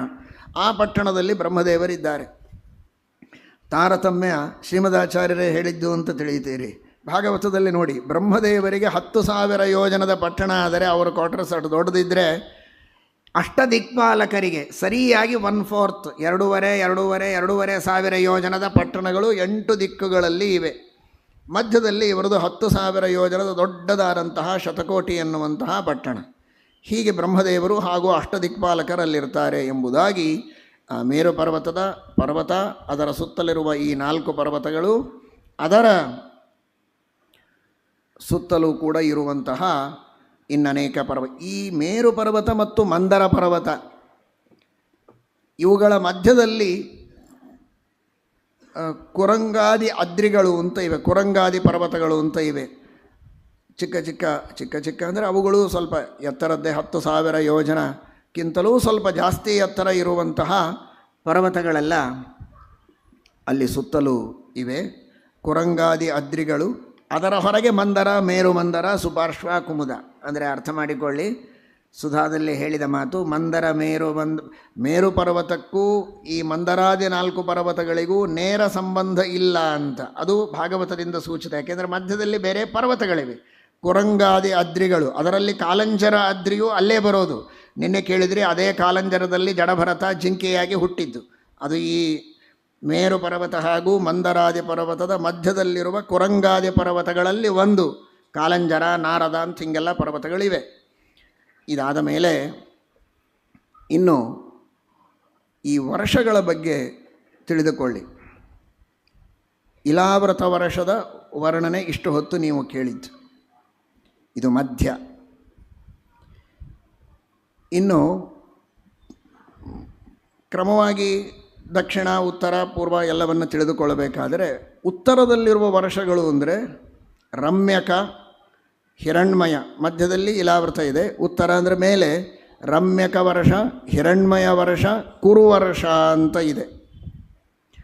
ಆ 3 ದೇಶಗಳು, ಆ 3 ದೇಶಗಳಿಗೆ ಒಂದೊಂದು ಸೀಮಾ ಇದೆ. ಮರ್ಯಾದಾಗಿರಿಗಳು ಅಂತ ಅವುಗಳಿಗೆ ಹೆಸರುಗಳು, ಸೀಮಾಗಿರಿಗಳು. ಅದು ಬೌಂಡ್ರಿ ಇದ್ದ ಹಾಗೆ. ಆ ಬೌಂಡ್ರಿ ಗೋಡೆ ಕಟ್ಟಿಲ್ಲ, ದೊಡ್ಡ ದೊಡ್ಡ ಪರ್ವತಗಳನ್ನೇ ಇಟ್ಟಿದ್ದಾನೆ ದೇವರು, ಅದೇ ಬೌಂಡ್ರಿ ಅದಕ್ಕೆ. ಏನದು ಅಂತ, ನೀಲ, ಶ್ವೇತ, ಶೃಂಗಮಾನ್ ಅಂತ 3 ಪರ್ವತಗಳು, 3 ದೇಶಗಳಿವೆ. ರಮ್ಯಕ, ಹಿರಣ್ಮಯ, ಕುರು, ನೀಲ, ಶ್ವೇತ, ಶೃಂಗಮಾನ್ ಅಂತ 3 ಪರ್ವತಗಳಿವೆ ಉತ್ತರಕ್ಕೆ. ಆ ಎಲ್ಲ ಪರ್ವತಗಳು 2,000 ಯೋಜನ ಅಗಲ. ಆ ಪರ್ವತಗಳೆಲ್ಲ 2,000 ಯೋಜನ ಅಗಲ ಎತ್ತರ ಇವೆ. ಉದ್ದ ಮಾತ್ರ ಈ ಪೂರ್ವ ಪಶ್ಚಿಮಕ್ಕೆ ಪೂರ್ಣವಾಗಿ ಇವೆ. ಪೂರ್ವ ಪಶ್ಚಿಮಕ್ಕೆ ಪೂರ್ಣ ಇವೆ ಅಂದರೆ ಸಮಾನವಾಗಿವೆ ಅಂತ ತಿಳಿಯಬೇಡಿ ಅಂತಾರೆ ಯಾದವಾರ್ಯರು. ಯಾಕೆ ಅಂದರೆ ಜಂಬೂದ್ವೀಪ ರೌಂಡಾಗಿದೆ. ರೌಂಡಾಗಿದ್ದ ಮೇಲೆ ಮೊದಲು ಬರುವ ನೀಲ ಪರ್ವತ ಎಷ್ಟು ಉದ್ದಾಗತ್ತೆ ಅಷ್ಟು ಮುಂದೆ ಉದ್ದಾಗಲಿಕ್ಕೆ ಸಾಧ್ಯ ಇಲ್ಲ. ಅಲ್ಲಿ ದೈರ್ಘ್ಯದಲ್ಲಿ ಸ್ವಲ್ಪ ಕಡಿಮೆ ಆಗುತ್ತೆ. 3ನೇದು ಇನ್ನೂ ಕಡಿಮೆ ಆಗುತ್ತೆ, 10% ಕಡಿಮೆ ಆಗ್ತಾ ಹೋಗುತ್ತೆ. ನೀಲ ಬಹಳ ಉದ್ದ, ಪೂರ್ವ ಪಶ್ಚಿಮಕ್ಕೆ ಹೆಚ್ಚು ಕಡಿಮೆ 1,00,000 ಯೋಜನ ಉದ್ದ. ಆದರೆ ಅದರ ಮುಂದೆ ಇದ್ದದ್ದು 10% ಕಡಿಮೆ ಆಗ್ತಾ ಹೋಗ್ತದೆ. ನೀಲ, ಶ್ವೇತ, ಶೃಂಗಮಾನ್ ಪೂರ್ವ ಪಶ್ಚಿಮ ಉದ್ದದಲ್ಲಿ ಕಡಿಮೆ ಆಗ್ತಾ ಹೋಗುತ್ತೆ. ಇನ್ನು ದಕ್ಷಿಣಕ್ಕೆ ಬರೋಣ, ಕೆಳಗೆ, ಇಲಾವೃತದ ಕೆಳಗೆ. ದಕ್ಷಿಣಕ್ಕೆ ಬಂದರೆ ಹರಿವರ್ಷ, ಕಿಂಪುರುಷ ವರ್ಷ, ಭಾರತ ವರ್ಷ. ದಕ್ಷಿಣದಲ್ಲಿ ಕೊನೆಗಿದ್ದವರು ನಾವು. ದಕ್ಷಿಣ ತೆಗೆದುಕೊಳ್ಳೋದಕ್ಕೆ ಗಟ್ಟಿ. ಹರಿವರ್ಷ, ಕಿಂಪುರುಷ ವರ್ಷ, ಇಲಾವೃತ, ಭಾರತ ವರ್ಷ. ಇಲ್ಲಿ ಈ ಎಲ್ಲ ವರ್ಷಗಳ ಯೋಜನಗಳು ಮಾತ್ರ 9,000 ಯೋಜನ. ಉತ್ತರದಲ್ಲಿ 3 ವರ್ಷಗಳನ್ನು ಕೇಳಿದರಲ್ಲ, ಇಲ್ಲೆಲ್ಲ ವರ್ಷ ಅಂದರೆ ಇಯರ್ ಅಂತ ಅರ್ಥ ಅಲ್ಲ, ದೇಶಗಳು. ಭಾರತ ವರ್ಷ ಅಂತೀವಲ್ಲ, ದೇಶ ಅಂತ ಅರ್ಥ, ಪ್ರದೇಶ. ವರ್ಷ ಅಂದರೆ ಪ್ರದೇಶ. ಎಲ್ಲವೂ 9,000 ಯೋಜನ. ಉತ್ತರದಲ್ಲಿರುವ 3 ವರ್ಷಗಳು 9,000, ದಕ್ಷಿಣದಲ್ಲಿರುವ 3 ವರ್ಷಗಳು 9,000 ಯೋಜನ. ಇಲಾವೃತ ವರ್ಷ ಮಧ್ಯದೊಳಗಿರುವ ಮೇರು ಪರ್ವತ 16,000 ಆದರೆ ಅದರ ಸುತ್ತಲೂ 9,000 ಯೋಜನ ಇಲಾವೃತ. ಇಲ್ಲಿ ಮಧ್ಯದಲ್ಲಿ ಇಲ್ಲಿಯೂ ಪರ್ವತಗಳಿವೆ. ಪೂರ್ವ ಪಶ್ಚಿಮಕ್ಕೆ ಉದ್ದಾಗಿ 2,000 ಅಗಲ ಎತ್ತರ. ಉದ್ದ ಮಾತ್ರ 1,00,000, ಸ್ವಲ್ಪ ಕಡಿಮೆ ಆಗ್ತಾ ಬರ್ತದೆ. ಕೊನೆಗೆ ನಮ್ಮದು ಹಿಮಾಲಯ ಸ್ವಲ್ಪ ಚಿಕ್ಕದು. ನಿಷಧ, ಹೇಮಕೂಟ, ಹಿಮಾಲಯ ಅಂತ 3 ಪರ್ವತಗಳು ಹರಿವರ್ಷ, ಕಿಂಪುರುಷ ವರ್ಷ, ಭಾರತ ವರ್ಷಕ್ಕೆ ಇದೆ. ನಮ್ಮ ಭಾರತ ವರ್ಷಕ್ಕೆ ಬಂದ ಪರ್ವತವೇ ಹಿಮಾಲಯ. ಅತ್ಯದ್ಭುತವಾದಂತಹ ಆ ಹಿಮಾಲಯ ಪರ್ವತ ಮೊನ್ನೆ ದಿವಸ ಗೀತಾ ತಾತ್ಪರ್ಯದಲ್ಲಿ ಕೇಳಿದ್ದೀರಿ. ಇನ್ನೊಮ್ಮೆ ಸ್ಮರಣೆ ಮಾಡಿ. ಆ ಹಿಮಾಲಯದಲ್ಲಿ ಅಂತರ್ಯಾಮಿಯಾದ ಪರಮಾತ್ಮನ ರೂಪ, ಅದರ ಹೆಸರು ಕೂಡ ಹಿಮಾಲಯ. ಹ್ರೀ ಶ್ರೀ ಸಮಾಶ್ರಯತ್ವಾಚ್ಚ ಹಿಮಾಲಯ ಇತೀರಿತಃ. ಹ್ರೀ ಅನ್ನುವ ಒಂದು ಲಕ್ಷ್ಮೀದೇವಿ, ಮಹಾ ಅನ್ನುವ ಒಂದು ಲಕ್ಷ್ಮೀದೇವಿ, ಅವರಿಬ್ಬರಿಗೂ ಆಲಯ ಆಶ್ರಯನಾದದ್ದರಿಂದ ಹ್ರೀಮಾಲಯ ಪರಮಾತ್ಮ, ಆದ್ದರಿಂದಲೇ ಹಿಮಾಲಯ ಅಂತ ಭಗವಂತನನ್ನು ಕರೀತಾರೆ. ಅಂತಹ ಅದ್ಭುತವಾದ ಪರಮಾತ್ಮನ ಸನ್ನಿಧಾನ ಆ ಹಿಮಾಲಯದಲ್ಲಿದೆ ಅಂತ. ಮೇರು ಪರ್ವತದಲ್ಲಿ ಮಾ ಈರಹ ಅಸ್ಯ ಇತಿ ಮೇರಹ ಮೇರ ಏವ ಮೇರುಹು ಅಂತ. ಯಾರೂ ಭಗವಂತನಿಗೆ ಪ್ರೇರಕರಿಲ್ಲ, ಸರ್ವಪ್ರೇರಕ. ಆದ್ದರಿಂದ ಪರಮಾತ್ಮನಿಗೆ ಮೇರು ಅಂತಾರೆ. ಆ ಮೇರು ಪರ್ವತದಲ್ಲಿ ಇದ್ದಾನೆ ಎಂಬುದಾಗಿ ಅನುಸಂಧಾನವನ್ನು ಮಾಡಲೇಬೇಕಾದದ್ದು ಭಗವದ್ಗೀತೆಯಲ್ಲಿ ಕೃಷ್ಣ ಪರಮಾತ್ಮ ಉಪದೇಶ ಮಾಡಿತ್ತು. ಈ ರೀತಿ ಕೆಳಗೆ 3 ಪರ್ವತಗಳು, ಮೇಲೆ ಹೀಗೆ ಇದೆ. ಇನ್ನು ಪೂರ್ವ ಪಶ್ಚಿಮಕ್ಕೆ ಬರೋಣ. ಪೂರ್ವದಲ್ಲಿ ಭದ್ರಾಶ್ವ ವರ್ಷ, ಅದು ಮಾತ್ರ ಯಾದವಾರ್ಯರ ವ್ಯಾಖ್ಯಾನದ ಅವಶ್ಯಕತೆ ಔಚಿತ್ಯ ಎಷ್ಟಿದೆ ಅಂತ ನಾವು ಗಮನಿಸಬೇಕು. ಪ್ರಾಚೀನವಾದ ವ್ಯಾಖ್ಯಾನ ವಿಜಯಧ್ವಜರು ಅದನ್ನು ಉಪಜೀವಿಸಿ ಬರೆದದ್ದು ಯಾದವಾರ್ಯರ ವ್ಯಾಖ್ಯಾನ.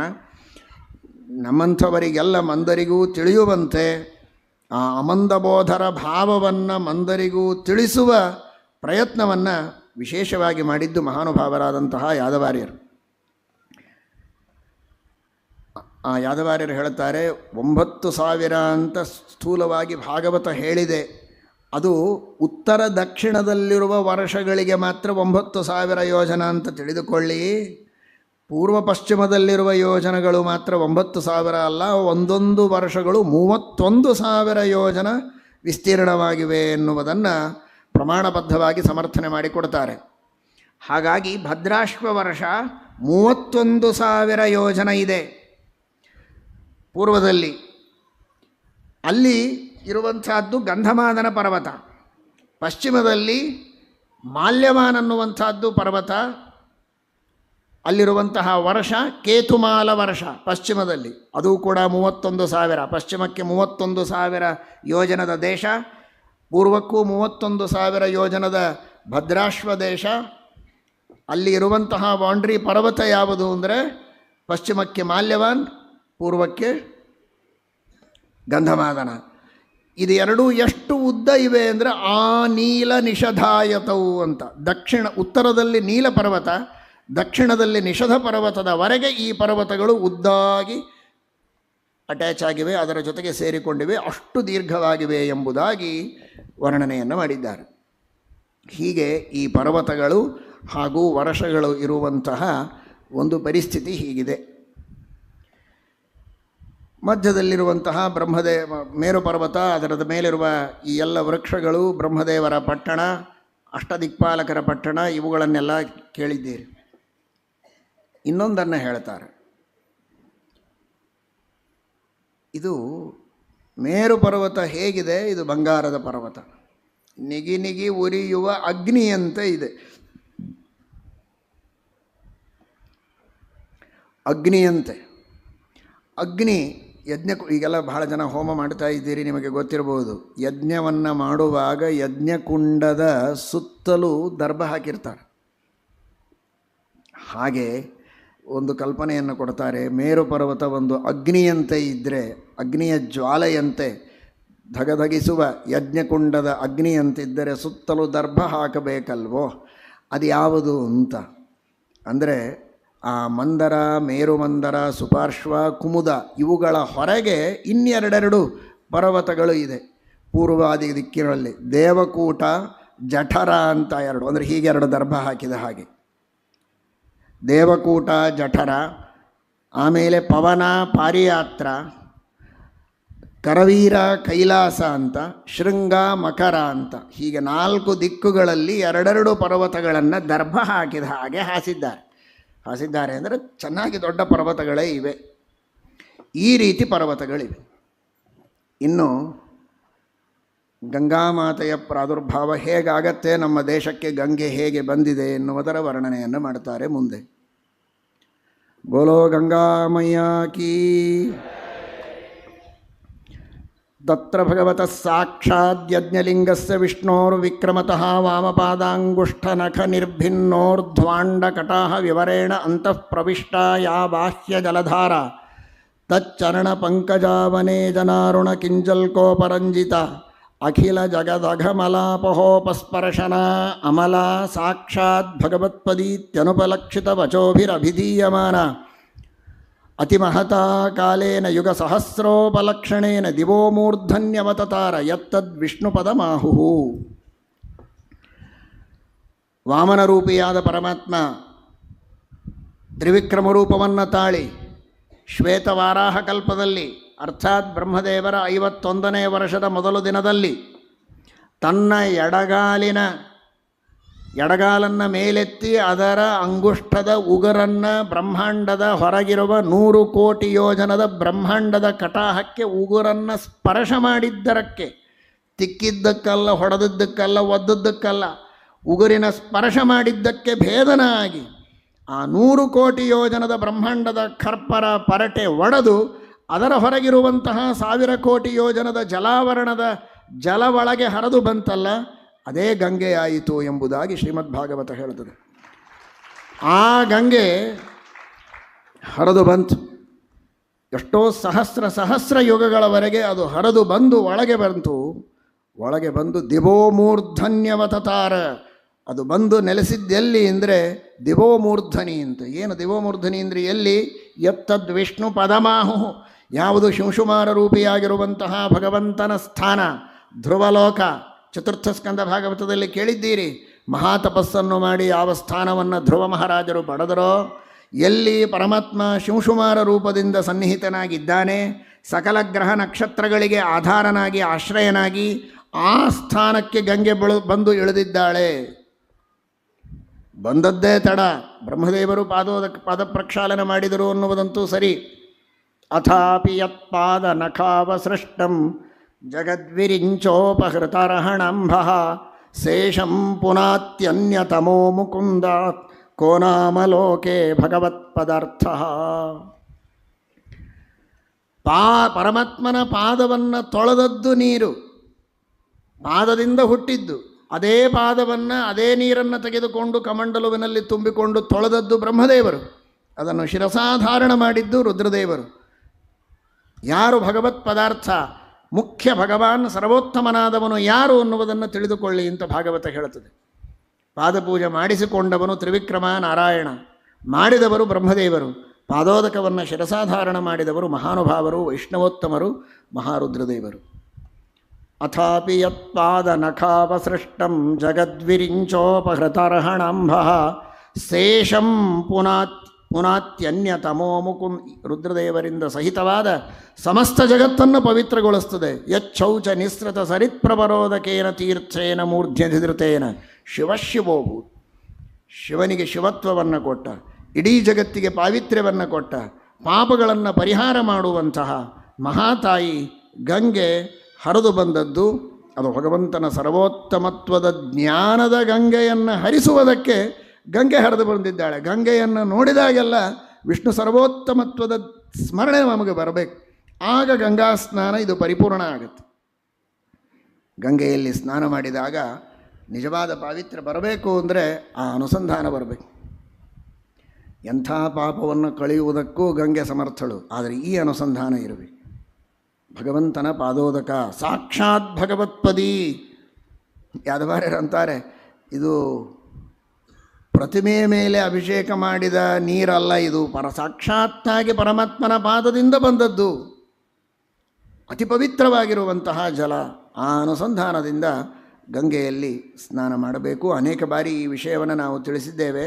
ಅದು ಯಾವಾಗೋ ಗಂಗೆ ಹರಿದು ಬಂತು, ಆಮೇಲೆ ಅದು ಒಣಗಿ ಹೋಗ್ತದೆ, ಬಿಸಿಲಿನಲ್ಲಿ ಎವಾಪರೇಟ್ ಆಗಿ ಮೇಲೆ ಹೋಗಿಬಿಡ್ತದೆ, ಸಮುದ್ರಕ್ಕೆ ಸೇರ್ತದೆ, ಆಮೇಲೆ ಎವಾಪರೇಟ್ ಆಗಿ ಹೋಗ್ತದೆ, ಮತ್ತೆ ಮಳೆ ಸುರಿತದೆ. ಯಾವುದೋ ನೀರು, ಇವತ್ತಿರೋ ನೀರು ಅವತ್ತಿರೋ ನೀರು ಒಂದೇ ಹೇಗಾಗತ್ತೆ ಅಂತ ಇದನ್ನೂ ಶಾಸ್ತ್ರ ಹೇಳಿದೆ. ವಾಯುದೇವರು ಆ ವ್ಯವಸ್ಥೆಯನ್ನು ಮಾಡ್ತಾರೆ.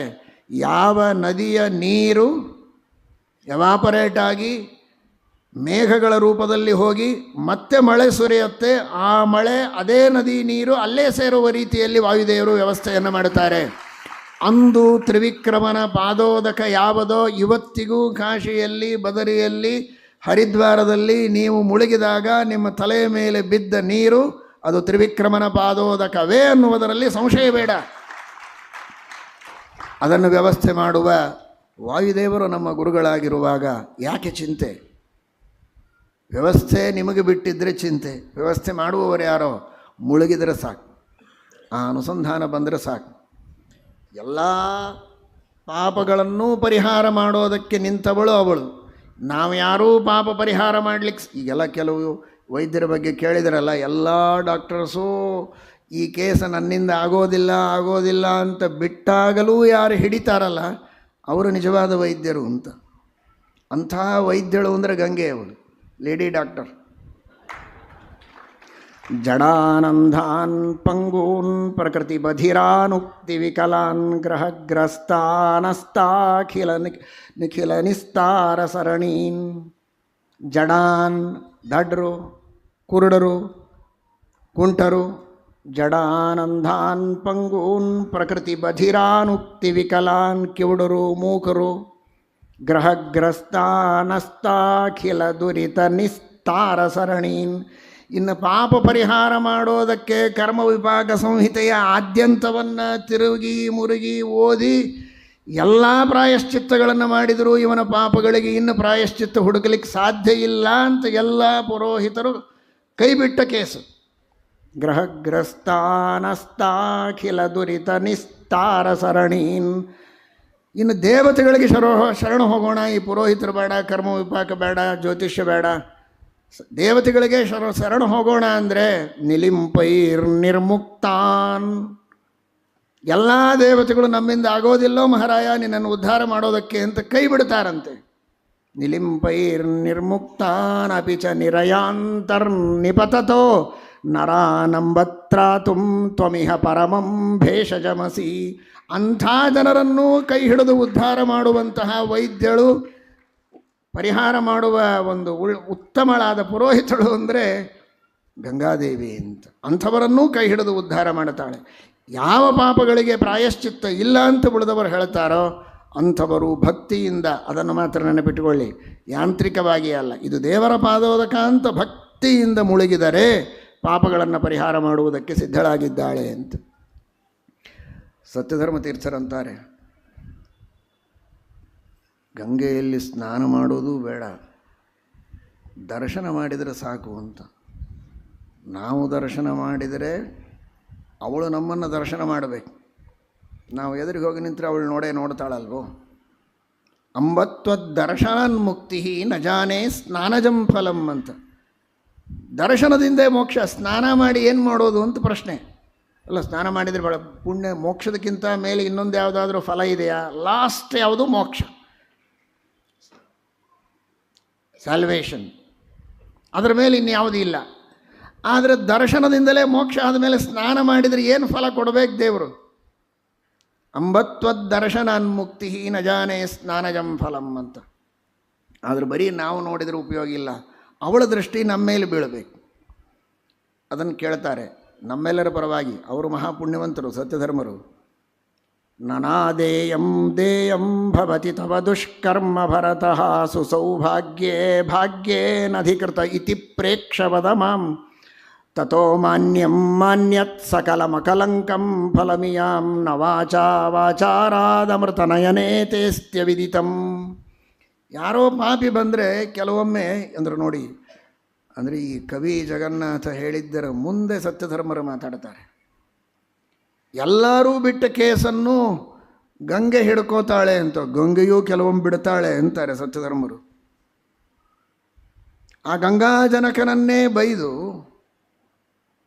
ಗಂಗಾಜನಕನ ಮಹಿಮೆಯನ್ನು ತಿಳಿಯದೆ ನಿಂದೆ ಮಾಡಿದರೆ ಕೆಲವೊಮ್ಮೆ ಗಂಗೆಗೂ ಬೇಸರ ಆಗ್ತದೆ. ಯಾಕಪ್ಪ ಇಂಥವರನ್ನು ನಾನಾದರೂ ಉದ್ಧಾರ ಮಾಡಬೇಕು, ಹಾಳಾಗಿ ಹೋಗಲಿ ಇವನು ಅಂತ. ಆ ಎಲ್ಲ ಪಾಪಿಗಳ ಪರವಾಗಿ ರೆಕಮೆಂಡೇಶನ್ ಮಾಡ್ತಾರೆ ಸತ್ಯಧರ್ಮರು. 1 ನಿಮಿಷ ಮಹಾತಾಯಿ, 1 ನಿಮಿಷ. ಏನು 1 ನಿಮಿಷನೋ, ಇವ್ರನ್ನ ನೋಡಲಿಕ್ಕೂ ನನಗೆ ಮನಸ್ಸಿಲ್ಲ, 1 ನಿಮಿಷ. ನಿನ್ನ ನೀರನ್ನು ಕುಡಿಯೋದಕ್ಕೆ ಅವಕಾಶ ಕೊಡಬೇಡ, ಮಹಾಪಾಪಿಗಳು. ಆದರೆ ಒಂದೇ ಮಾತು, ಯಾರು ನಿನ್ನ ನೀರನ್ನು ಕುಡಿಯಬಾರದು ಅಂತ ನಿನಗೆ ಅಪೇಕ್ಷೆ ಇದೆಯಲ್ಲ, ಒಂದು ಸಲ ಆ ಪಾಪಿಗಳ ಮುಖ ನೋಡಿ, ಏ ಪಾಪಿ, ಚಂಡಾಲ, ನೀಚ, ದುಷ್ಟ, ನನ್ನ ನೀರನ್ನು ಮುಟ್ಬೇಡ, ನೀನು ಹೋಗಾಚೆ ಅಂತ ಬೈದ್ಬಿಡು. ನಿನ್ನ ನೋಡೋದ್ರಿಂದಲೇ ನಮಗೆ ಮೋಕ್ಷ ಆಗ್ತದೆ. ಸಾಕೇ ಸಾಕು, ನಿನ್ನ ನೀರೇ ಬೇಡ. ನಾದೇಯ, ನಾದೇಯ ಅಂದರೆ ನದಿಯ ನೀರು. ನಾದೇಯಂ ದೇಯಂ ಭವತಿ ತವ ದುಷ್ಕರ್ಮ ಭರತಃ. ನಿನ್ನ ದುಷ್ಕರ್ಮಗಳನ್ನು ನೋಡಿದರೆ ನನ್ನ ನದಿ ನೀರು ನಿನಗೆ ಕೊಡಬಾರದು ಅಂತ ಅನ್ನಿಸ್ತದೆ. ಅವಶ್ಯವಾಗಿ ಕೊಡೋದು ಬೇಡ. ಆದರೆ ಸುಸೌಭಾಗ್ಯೇ ಭಾಗ್ಯೇ ಅನಧಿಕೃತ ಇತಿ ಪ್ರೇಕ್ಷವದ ಮಾಂ, ನನ್ನನ್ನು ನೋಡಿ ಅಷ್ಟು ಬೈದು ಬಿಡು ಸಾಕು, ಧನ್ಯ ಆದ, ನಾನು ಹೋಗಿಬಿಡ್ತೇನೆ ಆಚೆ. ನಿನ್ನ ನೀರೂ ಮುಟ್ಟೋದಿಲ್ಲ, ಸ್ನಾನನೂ ಮಾಡೋದಿಲ್ಲ, ನಿನಗೆ ಮೈಲಿಗೆನೂ ಮಾಡಲ್ಲ. ಆದರೆ ನನ್ನನ್ನು ನೋಡಿ ಬೈ, ನೋಡದೆ ಶರಗ ಮುಚ್ಕೊಂಡು ಬೈಬೇಡ ಅಷ್ಟೇ. ಸುಸೌಭಾಗ್ಯೇ ಭಾಗ್ಯೇನಧಿಕೃತ ಇತಿ ಪ್ರೇಕ್ಷವದ ಮಾಂ ತಥೋ ಮಾನ್ಯಂ ಮಾನ್ಯತ್. ಇದಕ್ಕಿಂತ ಮಾನ್ಯವಾದದ್ದು, ನನ್ನನ್ನು ಧನ್ಯನನ್ನಾಗಿ ಮಾಡೋದು ಯಾವುದಿದೆ? ಅಷ್ಟು ವದಾನ್ಯತೆಯನ್ನು ನೀನು ತೋರಿಸಿದರೆ ಸಾಕು.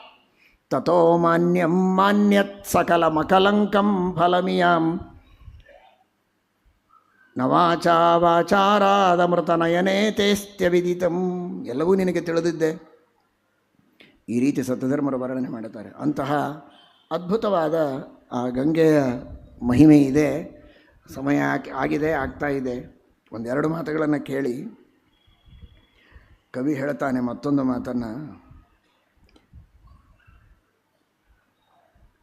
ಮನುಷ್ಯರು, ವಿವೇಕಿಗಳು, ಪ್ರಾಜ್ಞರು, ಬುದ್ಧಿವಂತರು, ಭೂತಾತ್ಮರು, ಪುಣ್ಯಾತ್ಮರು, ಧನ್ಯಾತ್ಮರು, ಮಾನ್ಯಾತ್ಮರಲ್ಲ. ಸಾಮಾನ್ಯ ಪಶುಗಳು, ಪ್ರಾಣಿಗಳು, ಅವುಗಳು ಗಂಗೆಯಲ್ಲಿ ಮುಳುಗಿದರೂ ಏನು ಗತಿಯಾಗತ್ತೆ ಅಂತ ಹೇಳ್ತಾನೆ.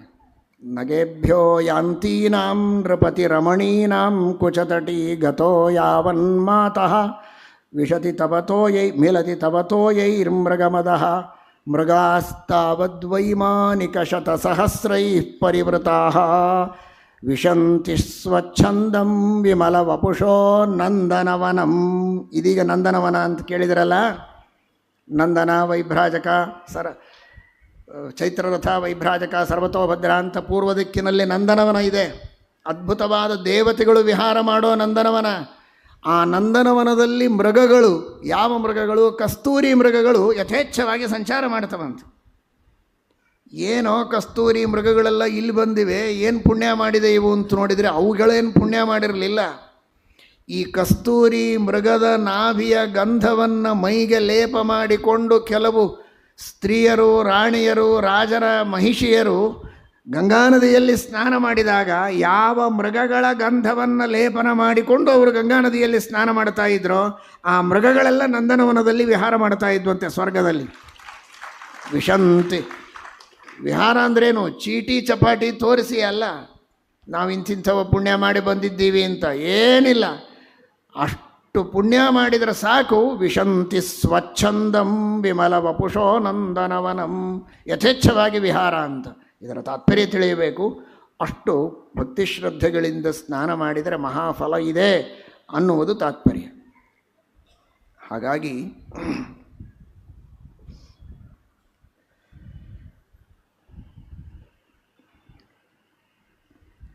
ಮೂರು ದೇವತೆಗಳ ಸಂಪರ್ಕ ಇರುವಂತಹ ಪರಮಾತ್ಮನ ಪಾದದಿಂದ ಬಂದದ್ದು, ಬ್ರಹ್ಮದೇವರ ಕೈಯಿಂದ ತೊಳೆದದ್ದು, ರುದ್ರದೇವರು ತಲೆಯ ಮೇಲೆ ಧಾರಣೆ ಮಾಡಿದ್ದು.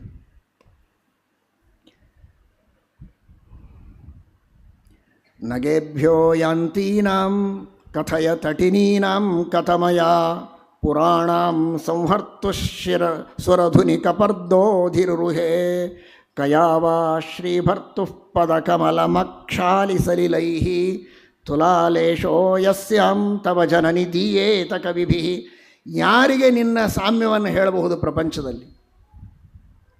ರುದ್ರದೇವರ ಜಟಾಜೂಟವನ್ನು ಏರಿ ಕುಳಿತಂತಹ ನದಿ ಇವತ್ತಿಗೂ ಗಂಗಾಧರ ರುದ್ರದೇವರು ಇಲ್ಲಿಯೇ ಸಾಕ್ಷಿಯಾಗಿದ್ದಾರೆ. ಗಂಗಾಧರರಾಗಿ ಪರಮಾತ್ಮನ ಪಾದವನ್ನು ಸ್ಪರ್ಶ ಮಾಡಿದ್ದು ಈ ಭಾಗ್ಯ ಇನ್ಯಾವ ನದಿಗಳಿಗೆ ಇದೆ? ಅಂತಹ ಅದ್ಭುತವಾದ ನದಿ ಅಂತ ಕವಿ ವರ್ಣನೆಯನ್ನು ಮಾಡ್ತಾನೆ. ಮುಖ್ಯವಾಗಿ ಯೋಸೋ ಸರ್ವಗತೋ ವಿಷ್ಣು ಚಿತ್ಸ್ವರೂಪೀ ನಿರಂಜನ ಸಯೇವ ದ್ರವರೂಪೇಣ ಗಂಗಾಂಭೋ ನಾತ್ರ ಸಂಶಯ ಅಂತ ಅನುಸಂಧಾನದಿಂದ ಸ್ನಾನಾದಿಗಳನ್ನು ಮಾಡಬೇಕು ಎಂಬುದಾಗಿ ತಿಳಿಸಿಕೊಟ್ಟಿದ್ದಾರೆ. ಈ ಗಂಗಾ ನದಿ ಧ್ರುವಲೋಕದಲ್ಲಿ ಬಿದ್ದಾಗ ಆ ಧ್ರುವ ಮಹಾರಾಜ ಎಷ್ಟು ಭಕ್ತಿಯಿಂದ ಧಾರಣೆ ಮಾಡುತ್ತಾನೆ ಅಂದರೆ, ಆ ವಾಸುದೇವ ರೂಪಿಯಾದ ಪರಮಾತ್ಮನನ್ನು ಕಣ್ಣಾರೆ ಕಂಡಂತಹ ಭಕ್ತಾಗ್ರೇಸರ ನಿರಂತರವಾಗಿ ಉಪವಾಸಾದಿಗಳನ್ನು ಮಾಡಿ ಪರಮಾತ್ಮನನ್ನು ಸಾಕ್ಷಾತ್ಕಾರ ಮಾಡಿಕೊಂಡ ಭಕ್ತಿಯ ಉದ್ರೇಕದಿಂದ ಕೂಡಿದ ಧ್ರುವ ಮಹಾರಾಜ ಯತ್ರ ಹವಾವ ವೀರವ್ರತಃ ಔತ್ತಾನಪಾದಿ ಪರಮಭಾಗವತಃ ಅಸ್ಮತ್ಕುಲದೇವತಾಚರಣಾರವಿಂದೋದಕಮಿತಿ ಯಾಂ ಅನುಸವನಮುತ್ಕೃಷ್ಯಮಾಣ ಪರಮಭಗವದ್ಭಕ್ತಿಯೋಗೇನ ದೃಢಂ ಕ್ಲಿದ್ಯಮಾನಾಂತರ ಹೃದಯ ಔತ್ಕಂಠ್ಯಾದ್ ವಿವಶಾಮೀಲಿತ ಲೋಚನ ಯುಗಲ ಕುಡ್ಮಲ ವಿಗಲಿತ ಬಾಷ್ಪ ಕಲಯ ಅಧುನಾಪಿ ಪರಮಾದರೇಣ ಶಿರಸಾ ಬಿಭರ್ತಿ. ಆನಂದ ಬಾಷ್ಪಗಳು ಸುರಿತವಂತೆ. ಏನು ಗಂಗೆಯ ಪ್ರವಾಹ ಜೋರೋ, ಧ್ರುವ ಮಹಾರಾಜರ ಕಣ್ಣಿನಿಂದ ಬರುವ ಆನಂದ ಬಾಷ್ಪದ ಪ್ರವಾಹ ಜೋರೋ, ಗೊತ್ತಾಗದೇ ಇರೋ ಹಾಗೆ ಅಷ್ಟು ಆನಂದ ಬಾಷ್ಪಗಳನ್ನು ಸುರಿಸ್ತಾ ಆ ಧ್ರುವ ಮಹಾರಾಜ ಈ ಗಂಗೆಯನ್ನು ನಿತ್ಯ ಧಾರಣ ಮಾಡ್ತಾನಂತೆ. ಅಲ್ಲಿರುವ ಋಷಿಗಳು ಜಟಾಜೂಟೈಹಿ ಉದ್ವಹಂತಿ. ಸ್ನಾನ ಆದ ತಕ್ಷಣ ತಲೆ ತಿಕ್ಕೊಳ್ತೀರಿ ಟವೆಲ್ ತೆಗೆದುಕೊಂಡು, ವೈದಿಕ ಬ್ರಾಹ್ಮಣರು ಪಂಜಾ ತಗೊಂಡು ಘಸ ಚಂಡಿಗೆ ತಿಕ್ಕೊಂಡು ಚಂಡಿಗೆ ಕಟ್ಕೋತಾರೆ ಬೇರೆ ಕೆಲವರು. ಆದರೆ ಆ ಋಷಿಗಳು ತಲೆ ಒರೆಸ್ಕೊಳ್ಳೋದಿಲ್ಲಂತೆ. ಗಂಗೆ ಒಣಗಿ ಹೋಗ್ತದೆ, ಗಂಗೆ ಇರಲಿ ತಲೆಯ ಮೇಲೆ ಅಂತ ಜಟಾಜೂಟೈರ್ ಉದ್ವಹಂತಿ. ಏನು ಭಕ್ತಿ ಅವರಿಗೆ! ಆ ಧ್ರುವಲೋಕದಲ್ಲಿರುವಂತಹ ಋಷಿಗಳು ಸಾಮಾನ್ಯ ಋಷಿಗಳಲ್ಲ, ದೇವಾನ್ ಅತ್ಯುತ್ತಮ ಮುನೀನ್, ಅತ್ಯುತ್ತಮ ಋಷಿಗಳೇ ಧ್ರುವಲೋಕದಲ್ಲಿ ಇದ್ದದ್ದು. ಜಟಾಜೂಟದಿಂದ ಧಾರಣೆ ಮಾಡ್ತಾರೆ ಗಂಗೆಯನ್ನು. ಇಂತಹ ಗಂಗೆ ಆ ಧ್ರುವಲೋಕದಿಂದ ಇಂದು ಮಂಡಲಕ್ಕೆ ಬರ್ತದೆ, ಚಂದ್ರಮಂಡಲಕ್ಕೆ ಬರ್ತದೆ. ಚಂದ್ರಮಂಡಲದಿಂದ ಮೇರು ಪರ್ವತದ ಮೇಲೆ ಬೀಳುತ್ತದೆ, ಬ್ರಹ್ಮಸದನದಲ್ಲಿ ಬೀಳುತ್ತದೆ. ಬ್ರಹ್ಮದೇವರಿದ್ದಲ್ಲೇ ಬರುತ್ತೆ ನದಿ. ಕೆಲವರೆಲ್ಲ ಹರಿದ್ವಾರದೊಳಗೆ ನಾವು ಸಂಚಾರಕ್ಕೆ ಹೋದಾಗ ನೋಡ್ತಾ ಇರುತ್ತೇವೆ, ತಮ್ಮ ಮಂದಿರದಲ್ಲಿ ಮನೆಯಲ್ಲಿಯೇ ನದಿ ಹರಿದು ಹೋಗೋ ಹಾಗೆ ಮನೆ ಕಟ್ಕೊಂಡಿರ್ತಾರೆ. ಇಲ್ಲಿ ಕಟ್ಕೊಳ್ಳೋದಲ್ಲ, ನೇರವಾಗಿ ಚಂದ್ರಮಂಡಲದಿಂದ ಬ್ರಹ್ಮದೇವರ ಮನೆ ಶತಕೋಟಿಯಲ್ಲಿಯೇ ಬೀಳುತ್ತೆ. ಅದು ಗಂಗಾ ನದಿ ಅಂತಹ ರಭಸದಿಂದ ಬೀಳುತ್ತದೆ. ಬಿದ್ದು ಆ ಮೇರು ಪರ್ವತದಿಂದ 4 ದಿಕ್ಕುಗಳಿಗೆ ಹರಿದು ಹೋಗುತ್ತೆ. 4 ಹೆಸರುಗಳಿಂದ: ಸೀತಾ, ಅಲಕನಂದ, ಚಕ್ಷು, ಭದ್ರಾ ಇತಿ. ಪೂರ್ವ, ದಕ್ಷಿಣ, ಪಶ್ಚಿಮ, ಉತ್ತರ. ಸೀತಾ, ಅಲಕನಂದ, ಚಕ್ಷು, ಭದ್ರಾ ಅಂತ. ಅದು ಮೇರು ಪರ್ವತದಿಂದ ಕೆಳಗೆ ಬರುವಾಗ ಬರುವ ರೀತಿ ಏನು ಅಂತ ಭಾಗವತ ವರ್ಣನೆ ಮಾಡುತ್ತದೆ. ಮೇರು ಪರ್ವತ 84,000 ಯೋಜನ ಎತ್ತರ ಇದೆ. ಅಷ್ಟು ಮೇಲಿಂದ ಕೆಳಗೆ ಬೀಳುತ್ತದೆ. ಅಷ್ಟು ಮೇಲಿನಿಂದ ಕೆಳಗೆ ಎಲ್ಲಿ ಬೀಳುತ್ತದೆ? ಈ ಕುರಂಗಾದಿ ಪರ್ವತಗಳು ಅಂತ ಉಂಟಲ್ವೋ, ಆ ಪರ್ವತದ ಮೇಲೆ ಬೀಳುತ್ತದೆ. ಕುರಂಗಾದಿ ಪರ್ವತಗಳು ಅಂದರೆ ಅದು 10,000 ಯೋಜನಕ್ಕಿಂತ ಸ್ವಲ್ಪ ಹೆಚ್ಚಿದೆ. ಆ ಪರ್ವತಗಳ ಮೇಲೆ ಬಿದ್ದು, ಮಂದರ ಪರ್ವತದ ಮೇಲೆ ಬಿದ್ದು, ಅಲ್ಲಿಂದ ಆ ದಿಕ್ಕುಗಳಲ್ಲಿರುವ ವರ್ಷಗಳಿಗೆ ಹೋಗುತ್ತೆ. ಹೋಗುವಾಗ ಸಮುದ್ರಕ್ಕೆ ಹೋಗಬೇಕು ಅಂದರೆ ಹೇಗೆ ಹೋಗ್ತದೆ ಅಂದರೆ ಗಿರಿಶಿಖರಾದ್ ಗಿರಿಶಿಖರಂ. ಆ ವೇಗ ಭಗವಂತನ ಸೃಷ್ಟಿಯ ವೈಚಿತ್ರ್ಯ ನೋಡಿ. 84,000 ಯೋಜನದ ಮೇರು ಪರ್ವತದ ಮೇಲಿನಿಂದ 10,000 ಯೋಜನಕ್ಕೂ ಸ್ವಲ್ಪ ಎತ್ತರದ ಕುರಂಗಾದಿ ಪರ್ವತಗಳ ಮೇಲೆ ಬಿದ್ದು, ಅಲ್ಲಿಂದ ಪೂರ್ವದಲ್ಲಿ ತೆಗೆದುಕೊಂಡ್ರೆ ಪೂರ್ವದಲ್ಲಿರುವಂತಹ ಗಂಧಮಾದನ ಪರ್ವತದಿಂದ ಭದ್ರಾಶ್ವ ವರ್ಷಕ್ಕೆ ಹೋಗಿ ಅಲ್ಲಿ ಹರಿದು ಅಲ್ಲಿರುವ ಜನರಿಗೆ ಸ್ನಾನಕ್ಕೆ ಪಾವಿತ್ರ್ಯಕ್ಕೆ ಅನುಗ್ರಹ ಮಾಡಿ ಅಲ್ಲಿಂದ ಪೂರ್ವ ಸಮುದ್ರಕ್ಕೆ ಸೇರುತ್ತದೆ, ಲವಣ ಸಮುದ್ರಕ್ಕೆ. ಇನ್ನು ದಕ್ಷಿಣದಲ್ಲಿ ನಾವೆಲ್ಲ ಇದ್ದೇವಲ್ಲ, ದಕ್ಷಿಣ ದಿಕ್ಕಿನಲ್ಲಿ ಆ ದಕ್ಷಿಣದಲ್ಲಿರುವಂತಹ ಮೇರು ಪರ್ವತದ ಬಂದದ್ದು ಅಲಕನಂದ. ಆ ಅಲಕನಂದೆಯು ಕುರಂಗಾದಿ ಪರ್ವತಗಳು ದಕ್ಷಿಣಕ್ಕೆ ಯಾವುದು ಬರುತ್ತೋ ಆ ಪರ್ವತದ ಮೇಲೆ ಬಿದ್ದು ಅಲ್ಲಿಂದ ಅಲ್ಲಿ ಆದರೆ ಒಂದೇ ಗಂಧಮಾದನ ಪೂರ್ವಕ್ಕೆ. ದಕ್ಷಿಣಕ್ಕೆ ಬಂದರೆ 3 ಪರ್ವತಗಳು. ಆ 3 ಪರ್ವತಗಳನ್ನು ದಾಟಿ ನಿಷಧ, ಹೇಮಕೂಟ, ಹಿಮಾಲಯ. ನಿಷಧ ಪರ್ವತದಿಂದ ನೇರವಾಗಿ ಹೇಮಕೂಟ, ಹೇಮಕೂಟದಿಂದ ಹಿಮಾಲಯ, ಹಿಮಾಲಯದಿಂದ ಕೆಳಗೆ ಹರಿದು ಬರ್ತದೆ. ಪರ್ವತದ ಶಿಖರದಿಂದ ಪರ್ವತ ಶಿಖರಕ್ಕೆ ಅಷ್ಟು ಜೋರಾಗಿ ಫೋರ್ಸಿನಿಂದ ಹಾರಿ ಬರ್ತದೆ.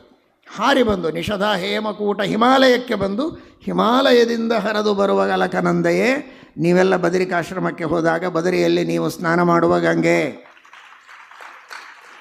ಅದು ಮೇರು ಪರ್ವತದಿಂದ ನಿಷಧ, ನಿಷಧದಿಂದ ಹೇಮಕೂಟ, ಹೇಮಕೂಟದಿಂದ ಹಿಮಾಲಯಕ್ಕೆ ಬಂದು ಹಿಮಾಲಯದಿಂದ ಕೆಳಗೆ ಹರಿಯೋದು. ಹಾಗೆ ಬಂದು ಅದು ಸೇರ್ತದೆ. ಇನ್ನು ಈ ಕಡೆಗೆ ಪಶ್ಚಿಮದಲ್ಲಿ ಸೀತಾ ಅಲಕನಂದ ಚಕ್ಷು ಎಂಬ ಹೆಸರಿನಿಂದ ಬರ್ತದೆ. ಅದು ಮಾಲ್ಯವಾನ್ ಪರ್ವತದ ಮೇಲೆ ಬಿದ್ದು ಕೇತುಮಾಲ ವರ್ಷದಲ್ಲಿ ಹರಿದು ಸಮುದ್ರಕ್ಕೆ ಸೇರುತ್ತದೆ. ಉತ್ತರದಲ್ಲಿ ಮತ್ತೆ ಇದೇ ರೀತಿ 3 ಪರ್ವತಗಳು, ನೀಲ, ಶ್ವೇತ, ಶೃಂಗವಾನ್, 3 ಪರ್ವತದ ಶಿಖರಗಳ ಮೇಲೆ ಹಾರಿ ಕುರುವರ್ಷದೊಳಗೆ ಹರಿದು ಸಮುದ್ರಕ್ಕೆ ಸೇರುತ್ತದೆ. ಹೀಗೆ 4 ದಿಕ್ಕುಗಳಲ್ಲಿ ಈ ಗಂಗಾ ನದಿ ಸಮುದ್ರವನ್ನು ಸೇರುವಂತಹ ಕ್ರಮ ಅತ್ಯದ್ಭುತವಾದಂತಹ ಗಂಗೆಯ ಆ ಗತಿಯೇ ಅದ್ಭುತ, ಬಹಳ ಅದ್ಭುತವಾದಂತಹ ಗತಿ. ಗಂಗೆ ಮೇಲಿನಿಂದ ಕೆಳಗೆ ಹರಿದು ಬಂದದ್ದು, ಕೆಳಗಿರುವ ಅತೀ ಕೆಳಮಟ್ಟದ ಜನರನ್ನು ನಮ್ಮನ್ನು ಉದ್ಧಾರ ಮಾಡುವುದಕ್ಕೆ ಕೆಳಗೆ ಬರ್ತಾಳೆ. ಅವಳು ಮಹಾನುಭಾವಳು, ದೊಡ್ಡ ದೇವತಾ ಸ್ತ್ರೀ, ವರುಣ ಪತ್ನಿ, ಮಹಾನುಭಾವಳು. 20ನೆಯ ಕಕ್ಷೆ ತಾರತಮ್ಯದಲ್ಲಿ ಪರ್ಜನ್ಯಾದಿ ದೇವತೆಗಳ ಸಮಾನ ಕಕ್ಷೆಯಲ್ಲಿ ಬರುವಂಥವಳು. ರೋಹಿಣಿ, ಧಾರ್ಮಿ, ಶ್ಯಾಮಲ ಇವರೆಲ್ಲ ಒಂದೇ ಕಕ್ಷೆಯಲ್ಲಿ ಬರ್ತಾರೆ. ಅಂತಹ ದೊಡ್ಡ ದೇವತಾ ಸ್ತ್ರೀ. ಆದರೆ ನಮ್ಮ ತನಕ ಕೆಳಗೆ ಇಳಿದು ಬಂದದ್ದು ಈ ರಭಸದಿಂದ ಧೋ ಧೋ ಧೋ ಕೆಳಗೆ ಬಿದ್ದದ್ದು. ಅದು ಅಧೋಗತಿ ಅಂತ ಒಬ್ಬ ಕವಿ ವರ್ಣನೆ ಮಾಡಿದ್ದಾನೆ. ಅದು ಅಧೋಗತಿ ಅಲ್ಲ, ನಮ್ಮನ್ನು ಊರ್ಧ್ವಗತಿಗೆ ಕರೆದುಕೊಂಡು ಹೋಗುವುದಕ್ಕೆ ಅವಳು ಕೆಳಗೆ ಬಂದದ್ದು. ಶಿರಶಾರ್ವಂ ಸ್ವರ್ಗಾತ್ ಪಶುಪತಿ ಶಿರಸ್ತಃ ಕ್ಷಿತಿಧರಂ ಮಹಿಧ್ರಾದುತ್ತುಂಗಾದವನಿಮವನೇಶ್ಚಾಪಿ ಜಲಧಿಂ ಅಧೋಧೋ ಗಂಗೇಯಂ ಪದಮುಪಗತಾಸ್ತೋಕಮಥವಾ ವಿವೇಕಭ್ರಷ್ಟಾನಾಂ ಭವತಿ ವಿನಿಪಾತ ಶತಮುಖಃ. 4 ದಿಕ್ಕಿಗೆ ಹರಿದು 4 ಸಮುದ್ರಗಳಿಗೆ ಅಧೋಧೋ ಹರಿದು ಗಂಗೆ ಸಮುದ್ರ ಸೇರಿದಳು. ಆದರೆ ವಿವೇಕಭ್ರಷ್ಟರು 4 ಅಲ್ಲ 1000 ರೀತಿಯಿಂದ ಅಧೋಗತಿಯನ್ನು ಹೊಂದುತ್ತಾರೆ ಅಂತ ಭರ್ತೃಹರಿ ಹೇಳ್ತಾನೆ. ಅದು ಒಂದು ನೀತಿಯನ್ನು ಕಲಿಸುವುದಕ್ಕೆ ಮಾತ್ರ ಹೇಳಿದ್ದು. ಆದರೆ ಗಂಗೆಯದು ಅಧೋಗತಿ ಅಲ್ಲ, ಇದು ನಮ್ಮನ್ನು ಊರ್ಧ್ವಗತಿಗೆ ಕರೆದುಕೊಂಡು ಹೋಗುವುದಕ್ಕೆ ಅನುಗ್ರಹ ಬುದ್ಧಿಯಿಂದ ಕೆಳಗಿಳಿದು ಬಂದು ಎತ್ತಿ ನಮ್ಮನ್ನು ಮೇಲೆ ಕರೆದುಕೊಂಡು ಹೋಗ್ತಾಳೆ ಎನ್ನುವ ದೃಷ್ಟಿಯಲ್ಲಿ ಗಂಗೆಯ ಗತಿಯನ್ನು ನಾವು ಚಿಂತನೆ ಮಾಡಬೇಕು ಎಂಬುದಾಗಿ ಶ್ರೀಮದ್ ಭಾಗವತ ವರ್ಣನೆ ಮಾಡುತ್ತದೆ. ಇದಲ್ಲದೆ ಇನ್ನನೇಕ ನದಿಗಳು ಇವೆಲ್ಲ ನದಿಗಳ ಹೆಸರು ಇದೆ. ಮುಖ್ಯವಾಗಿ ನಾವಿರೋದು ಕಾವೇರಿ ತೀರದಲ್ಲಿ. ತಾಮ್ರಪರ್ಣಿ, ಕಾವೇರಿ, ತುಂಗಭದ್ರಾ, ಕೃಷ್ಣವೇಣಿ, ಗೋದಾವರಿ, ಕಪಿಲ, ಅನೇಕ ನದಿಗಳು, ಚಂದ್ರಭಾಗ, ವೈಹಾಯಸಿ, ಕೃತಮಾಲ ಇತ್ಯಾದಿ ವಿವಿಧ ನದಿಗಳು, ಸಾಕಷ್ಟು ಪರ್ವತಗಳು. ವೆಂಕಟಾಚಲದ ಹೆಸರನ್ನು ಭಾಗವತ ಉಲ್ಲೇಖ ಮಾಡುತ್ತದೆ. ವೆಂಕಟಾಚಲಾದಿ ಅನೇಕ ಪರ್ವತಗಳು ಎಲ್ಲವೂ ಕೂಡ ಈ ಭಾರತ ದೇಶದಲ್ಲಿವೆ. ಅಂತಹ ಅದ್ಭುತವಾದ ದೇಶ, ಕರ್ಮಭೂಮಿ, ಪರಮ ಪವಿತ್ರವಾದಂತಹ ಭೂಮಿ ನಮ್ಮ ಭಾರತ ದೇಶ ಎಂಬುದಾಗಿ ವರ್ಣನೆಯನ್ನು ಮಾಡ್ತಾ, ಈ 9 ವರ್ಷಗಳಲ್ಲಿ ಪರಮಾತ್ಮ ಇದ್ದಾನೆ. ಮುಖ್ಯವಾಗಿ ಪರಮಾತ್ಮ ಎಲ್ಲ ವರ್ಷಗಳಲ್ಲಿಯೂ ಇದ್ದಾನೆ ಅಂತ ಕ್ರಮವಾಗಿ ಹೇಳ್ತಾರೆ. ಪೂರ್ವದಲ್ಲಿ ಭದ್ರಾಶ್ವ ವರ್ಷ, ಯಮಧರ್ಮನ ಮಗ ಭದ್ರಶ್ರವಸ್ ಎಂಬಂತಹ ಒಬ್ಬ ದೇವ ಧರ್ಮಪುತ್ರ, ಅವನು ಅಲ್ಲಿ ಹಯಗ್ರೀವ ರೂಪಿಯಾದ ಪರಮಾತ್ಮನ ಉಪಾಸನೆಯನ್ನು ಮಾಡ್ತಾನೆ. ಆ ಗಂಧಮಾದನ ಪರ್ವತದ ತಪ್ಪಲಲ್ಲಿ ಇರುವ ಭದ್ರಾಶ್ವ ವರ್ಷದ ಉಪಾಸ್ಯ ಮೂರ್ತಿ ವಿದ್ಯಾದೇವತೆ, ಹಯಗ್ರೀವ ರೂಪಿಯಾದ ಪರಮಾತ್ಮ. ಆಮೇಲೆ ದಕ್ಷಿಣದಲ್ಲಿ ಹರಿವರ್ಷದಲ್ಲಿ ಸಾಕ್ಷಾತ್ ನರಹರಿ, ನರಸಿಂಹರೂಪಿಯಾದ ಪರಮಾತ್ಮನನ್ನು ಪ್ರಹ್ಲಾದರಾಜರು ಉಪಾಸನೆ ಮಾಡುತ್ತಾರೆ. ಕೇತುಮಾಲ, ಪಶ್ಚಿಮದಲ್ಲಿರುವ ಕೇತುಮಾಲ ವರ್ಷದಲ್ಲಿ ಕಾಮನಲ್ಲಿ ಅಂತರ್ಯಾಮಿಯಾದ ಪ್ರದ್ಯುಮ್ನನನ್ನು ರತಿಯಲ್ಲಿ ಅಂತರ್ಯಾಮಿಣಿಯಾದ ಮಹಾಲಕ್ಷ್ಮೀ ದೇವಿ ಉಪಾಸನೆಯನ್ನು ಮಾಡುತ್ತಾಳೆ. ಆ ಕಾಮನಲ್ಲಿ ಅಂತರ್ಯಾಮಿಯಾದ ಪ್ರದ್ಯುಮ್ನನ ಆ ಸುದರ್ಶನ ಚಕ್ರದ ತೇಜಸ್ಸು ಎಷ್ಟು ಪ್ರಖರವಾಗಿರುತ್ತದೆ ಅಂದರೆ, ಅಲ್ಲಿ ಬ್ರಹ್ಮದೇವರ ಮಕ್ಕಳು ಪ್ರಜಾಪತೇರ್ ದುಹಿತರಹ ಎಷ್ಟಿದ್ದಾರೆ ಅಂದರೆ 36,000 ಹೆಣ್ಣು ಮಕ್ಕಳಿದ್ದಾರೆ. ನಮ್ಮೆಲ್ಲರ ರಾತ್ರಿಗೆ ಅಭಿಮಾನಿ ದೇವತೆಗಳು. ಒಬ್ಬ ಮನುಷ್ಯ 100 ವರ್ಷ ಬದುಕಿದರೆ 36,000 ಹಗಲು, 36,000 ರಾತ್ರಿ. ಆ 36,000 ರಾತ್ರಿಗಳಿಗೆ ಅಭಿಮಾನಿ ದೇವತೆಗಳಿದ್ದಾರೆ. ಆ ಎಲ್ಲ ಅಭಿಮಾನಿ ದೇವತೆಗಳ ಗರ್ಭ ಎಲ್ಲ ಸ್ರಾವ ಆಗಿ ಹೋಗುತ್ತಂತೆ ಆ ಸುದರ್ಶನದ ತೇಜಸ್ಸಿನಿಂದ. ಮತ್ತೆ ಆ ಪರಮಾತ್ಮನ ಉಪಾಸನೆಯನ್ನು ಮಾಡಿ ಅನುಗ್ರಹ ಪಡೆದುಕೊಂಡು ಸುರಕ್ಷಿತರಾಗಿರ್ತಾರೆ. ಇಂತಹ ಪ್ರಖರವಾದ ತೇಜಸ್ಸಿನಿಂದ ಕೂಡಿದ ಆ ಪರಮಾತ್ಮನ ಉಪಾಸನೆಯನ್ನು ಮಹಾಲಕ್ಷ್ಮಿ ಅಲ್ಲಿ ಮಾಡ್ತಾಳೆ. ಈ ಕಡೆಗೆ ಉತ್ತರಕ್ಕೆ ರಮ್ಯಕ ವರ್ಷದಲ್ಲಿ ಮತ್ಸ್ಯರೂಪಿಯಾಗಿರುವಂತಹ ಪರಮಾತ್ಮನನ್ನು ವೈವಸ್ವತಮನು ಉಪಾಸನೆ ಮಾಡ್ತಾನೆ.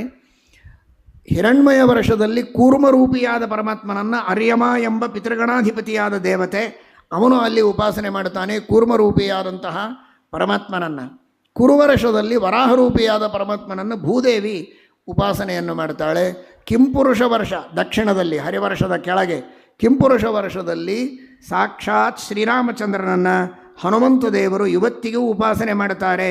ನಿರಂತರವಾಗಿ ರಾಮಾಯಣದ ಕಥೆಯನ್ನು ಇಂದಿಗೂ ಗಾನ ಮಾಡ್ತಾ ಇದ್ದಾರೆ ಹನುಮಂತ ದೇವರು ಕಿಂಪುರುಷ ಖಂಡದಲ್ಲಿ. ಅದರ ಕೆಳಗೆ ಕೊನೆಗೆ ಭರತ ವರ್ಷದಲ್ಲಿ ಬದರಿಕಾಶ್ರಮದಲ್ಲಿರುವ ನರನಲ್ಲಿ ಆವೇಶ ಸಾಕ್ಷಾತ್ ನಾರಾಯಣನನ್ನು ನಾರದರು ಉಪಾಸನೆಯನ್ನು ಮಾಡುತ್ತಾರೆ. ಹೀಗೆ 9 ಇಲಾವೃತ ವರ್ಷದಲ್ಲಿ ಸ್ವಯಂ ರುದ್ರದೇವರು ಅಲ್ಲಿ ಆ ಪರಮಾತ್ಮನನ್ನು ಶೇಷಾಂತರ್ಗತನಾದ ಸಂಕರ್ಷಣ ರೂಪಿಯಾದ ಪರಮಾತ್ಮನನ್ನು ರುದ್ರದೇವರು ಮಧ್ಯದಲ್ಲಿ ಉಪಾಸನೆ ಮಾಡ್ತಾರೆ. ಹೀಗೆ ಈ ಎಲ್ಲ ವರ್ಷಗಳಲ್ಲಿರುವಂತಹ 9 ವರ್ಷಗಳಲ್ಲಿ 9 ರೂಪಗಳಿಂದ ಪರಮಾತ್ಮ ಇದ್ದು ಪೂಜೆಯನ್ನು ಸ್ವೀಕಾರ ಮಾಡ್ತಾನೆ. ಇದರ ಅರ್ಥ ಈ ಸಮಗ್ರವಾದ ಭೂಮಿಯೇ ಭಗವಂತನ ಪೂಜೆಗಾಗಿ ಇದ್ದದ್ದು, ಭಗವಂತನ ಅಧಿಷ್ಠಾನ, ಭಗವಂತನ ಪ್ರತಿಮೆ ಅನ್ನುವುದನ್ನು ಅರ್ಥ ಮಾಡಿಕೊಳ್ಳಿ ಎಂಬುದಾಗಿ ಶುಕಾಚಾರ್ಯರು ತಿಳಿಸಿಕೊಡ್ತಾರೆ. ಈ ಭಾರತ ದೇಶದ ಹಿರಿಮೆ ಗರಿಮೆ ಮೇಲ್ಮೆ ಎಷ್ಟಿದೆ ಅಂದರೆ ಇದರ ಬಗ್ಗೆ ದೇವತೆಗಳ ಒಲುಮೆ ಎಷ್ಟಿದೆ ಅಂತ ನೋಡಿದರೆ ಗೊತ್ತಾಗತ್ತೆ. ದೇವತೆಗಳು ಅಪೇಕ್ಷೆ ಪಡ್ತಾರಂತೆ ಇದೇ ಭಾರತದಲ್ಲಿ ನಮಗೆ ಜನ್ಮ ಆಗಲಿ ಅಂತ. ಯಾಕೆ ಅಂದರೆ ಈ ಭಾರತದಲ್ಲಿ ಯದ್ಯತ್ರ ನ ಸ್ವರ್ಗ ಸುಖಾವಶೇಷಿತಂ ಸ್ವಿಷ್ಟಸ್ಯ ದತ್ತಸ್ಯ ಕೃತಸ್ಯ ಶೋಭನಂ ತೇನಾಬ್ಜನಾಭ ಸ್ಮೃತಿ ಜನ್ಮ ನ ಸ್ಯಾತ್ ವರ್ಷೇ ಹರಿರ್ಭಜತಾಂ ಶಂತನೋತಿ. ನಾವೇನಾದರೂ ದಾನ ಕೊಟ್ಟದ್ದು, ಧರ್ಮ ಮಾಡಿದ್ದು, ಪುಣ್ಯ ಮಾಡಿದ್ದು ಉಳಿದಿದ್ದರೆ ಆ ಚೂರು ಪಾರು ಪುಣ್ಯದಿಂದ ನಮಗೆ ಜನ್ಮ ಆಗೋದಾದರೆ ಈ ಭಾರತ ದೇಶದಲ್ಲಿ ಜನ್ಮ ಆಗಲಿ ಅಂತ ದೇವತೆಗಳು ಪ್ರಾರ್ಥನೆ ಮಾಡ್ತಾರಂತೆ. ಯಾಕೆ ಅಂದರೆ ಈ ಭಾರತದಲ್ಲಿ ಮಾಡಿದಂತಹ ಪುಣ್ಯದ ಫಲ ವಿಶೇಷಾತ್ ಭಾರತೇ ಪುಣ್ಯಂ ಚರೇಯು ಪಾಪಮಪ್ಯುತ ಅಂತ ಶ್ರೀಮದಾಚಾರ್ಯರ ನಿರ್ಣಯ ಕೊಡ್ತಾರೆ. ಇಲ್ಲಿ ಮಾಡಿದರೆ ಆ ಪುಣ್ಯಕ್ಕೆ ಫಲ ಬಹಳ ಇದೆ, ಪಾಪಕ್ಕೂ ಬಹಳ ಇದೆ. ಪಾಪ ಮಾಡಿದರೂ ಬಹಳ ಇದೆ, ಎಚ್ಚರಿಕೆಯಿಂದ ಇರಬೇಕು. ಮತ್ತೆ ಆದರೆ ಮಾಡಿದ ಪುಣ್ಯಕ್ಕೂ ಬಹಳ ಫಲ ಇದೆ ಅನ್ನೋದು ಪ್ಲಸ್ ಪಾಯಿಂಟ್ ಇದೆ. ಹಾಗಾದರೆ ದೇವತೆಗಳಿಗೂ ಇಲ್ಲಿ ಬಂದು ಸಾಧನೆ ಮಾಡಿಕೊಂಡು ಹೋಗಬೇಕು ಅಂದರೆ ಅವರ ಸಾಧನೆ ಆಗಿಲ್ವಾ ಅಂತ ಅದಕ್ಕೆ ನಿರ್ಣಯ ಕೊಡ್ತಾರೆ ಆಚಾರ್ಯರು. ಅನಧಿಕಾರಿಣೋ ದೇವಾಹ, ಯಾರು ಉತ್ತಮಾಧಿಕಾರಿಗಳಲ್ಲ ಅಂಥ ದೇವತೆಗಳು ಅಪರೋಕ್ಷ ಜ್ಞಾನಿಗಳಾಗಿದ್ದರೆ ಮೋಕ್ಷದಲ್ಲಿ ಆನಂದಾಭಿವೃದ್ಧಿಗೆ ಸಾಧನ ಮಾಡಿಕೊಳ್ಳುವುದಕ್ಕೋಸ್ಕರ, ಜ್ಞಾನಿಗಳಾಗದೇ ಇದ್ದರೆ ಇನ್ನೂ ಕೂಡ ಜ್ಞಾನ ಸಾಧನೆಯನ್ನು ವಿಶೇಷವಾಗಿ ಮಾಡುವುದಕ್ಕೆ ಭಾರತ ದೇಶದಲ್ಲಿ ಹುಟ್ಟಬೇಕು ಅಂತ ದೇವತೆಗಳು ಅಪೇಕ್ಷೆ ಪಡ್ತಾರೆ. ಇನ್ನು ಮಾನವರು ಅಪೇಕ್ಷೆ ಪಡಬೇಕು ಅಂತೇನು ಹೇಳೋದು? ಎಲ್ಲರೂ ಕೊನೆಯ ಮಾತಾಗಿ ತಿಳಿದುಕೊಳ್ಳಿ, ಸಮಯವಾಗಿದೆ. ಇದು ಭಾರತ ದೇಶ, ಇದು ಕರ್ಮಭೂಮಿ, ಪುಣ್ಯಭೂಮಿ, ದೇವಭೂಮಿ, ಪವಿತ್ರ ಭೂಮಿ. ಕೋಟಿ ಕೋಟಿ ಕೋಟಿ ಜನ್ಮಗಳ ಪುಣ್ಯದಿಂದ ಈ ಭಾರತ ದೇಶದ ಮಣ್ಣಿನಲ್ಲಿ ನಾವು ನೀವು ಹುಟ್ಟಿ ಬಂದಿದ್ದೇವೆ. ಈ ದೇಶದ ಬಗ್ಗೆ ತಿರಸ್ಕಾರ ಬೇಡ, ಉದಾಸೀನ ಮಾಡಬೇಡಿ. ಈ ದೇಶದ ಮಣ್ಣಿನ ಕಣ ಕಣದ ಲಾಭವನ್ನು ಪೂರ್ಣವಾಗಿ ತೆಗೆದುಕೊಳ್ಳುವ ದೃಢವಾದ ಸಂಕಲ್ಪವನ್ನು ಮಾಡಿ. ಎಷ್ಟು ಸಾಧ್ಯವೋ ಅಷ್ಟು ಪುಣ್ಯಕರ್ಮಗಳನ್ನು ಹೆಚ್ಚು ಮಾಡಿ, ದಾನ ಮಾಡಿ, ಧರ್ಮ ಮಾಡಿ, ಶಾಸ್ತ್ರಗಳ ಶ್ರವಣ ಮಾಡಿ, ಪರೋಪಕಾರ ಮಾಡಿ, ಭಕ್ತರಿಗೆ ಪ್ರಜೆಗಳಿಗೆ ಎಷ್ಟು ಸಾಧ್ಯವೋ ಅಷ್ಟು ಸೇವೆಯನ್ನು ಮಾಡಿ, ಸಹಾಯ ಮಾಡಿ, ಪುಣ್ಯವನ್ನು ಸಂಪಾದನೆ ಮಾಡಿ, ಅದೆಲ್ಲವನ್ನು ಭಗವಂತನಿಗೆ ಅರ್ಪಿಸಿ ಆ ಪುಣ್ಯದಿಂದ ಇನ್ಯಾವ ದೇಶದಲ್ಲಿಯೂ ಪಡೆಯಲು ಸಾಧ್ಯವಾಗದೇ ಇರುವಂಥದ್ದನ್ನು ಪಡೆಯಬಹುದು. ಎಷ್ಟೋ ಜನ ಕಾರಣಾಂತರಗಳಿಂದ ಓದುವುದಕ್ಕೋ ಉದ್ಯೋಗಕ್ಕೋ ಏನೇನೋ ಅನಿವಾರ್ಯ ಕಾರಣಗಳಿಂದ ಇವತ್ತಿನ ಕಾಲಕ್ಕೆ ವಿವಿಧ ದೇಶಗಳಿಗೆ ಹೋಗುವ ಸಂದರ್ಭಗಳು ಬಂದಿರಬಹುದು. ಆ ವಿಷಯ ಬೇರೆ. ಆದರೆ ಕೊನೆಗೂ ಭಾರತ ದೇಶದ ಈ ಮಣ್ಣಿನಲ್ಲಿ ಬಂದು ಸಾಧನೆಯನ್ನು ಮಾಡಬೇಕು, ಇಲ್ಲಿ ಕರ್ಮಗಳನ್ನು ಮಾಡಿ ಜನ್ಮವನ್ನು ಸಾರ್ಥಕಪಡಿಸಿಕೊಳ್ಳಬೇಕು. ಆ ಶುಭ ಸಂಕಲ್ಪವನ್ನು ಮಾಡಿ ಕೊನೆವರೆಗೂ ಭಾರತ ದೇಶವನ್ನು ಮರೆತು ಬೇರೆ ದೇಶದಲ್ಲಿಯೇ ಕೊನೆ ಉಸಿರನ್ನು ಎಳೆಯುವಂತಹ ಪರಿಸ್ಥಿತಿ ಬರುವುದು ಬೇಡ. ಕಾರಣಾಂತರಗಳಿಂದ ಹೋಗಿದ್ದರೂ ಮತ್ತೆ ಜನ್ಮಭೂಮಿಗೆ, ಭಾರತ ಭೂಮಿಗೆ, ಭಾರತ ದೇಶಕ್ಕೆ ಬಂದು ಇದೇ ದೇಶದಲ್ಲಿ ಸಾಧನೆಯನ್ನು ಮಾಡಿ ಪುಣ್ಯವನ್ನು ಸಂಪಾದನೆ ಮಾಡಿ ಉತ್ತಮವಾದಂತಹ ಸಾಧನೆಯನ್ನು ಮಾಡಿ ದೇವರ ಅನುಗ್ರಹವನ್ನು ಪಡೆಯಿರಿ.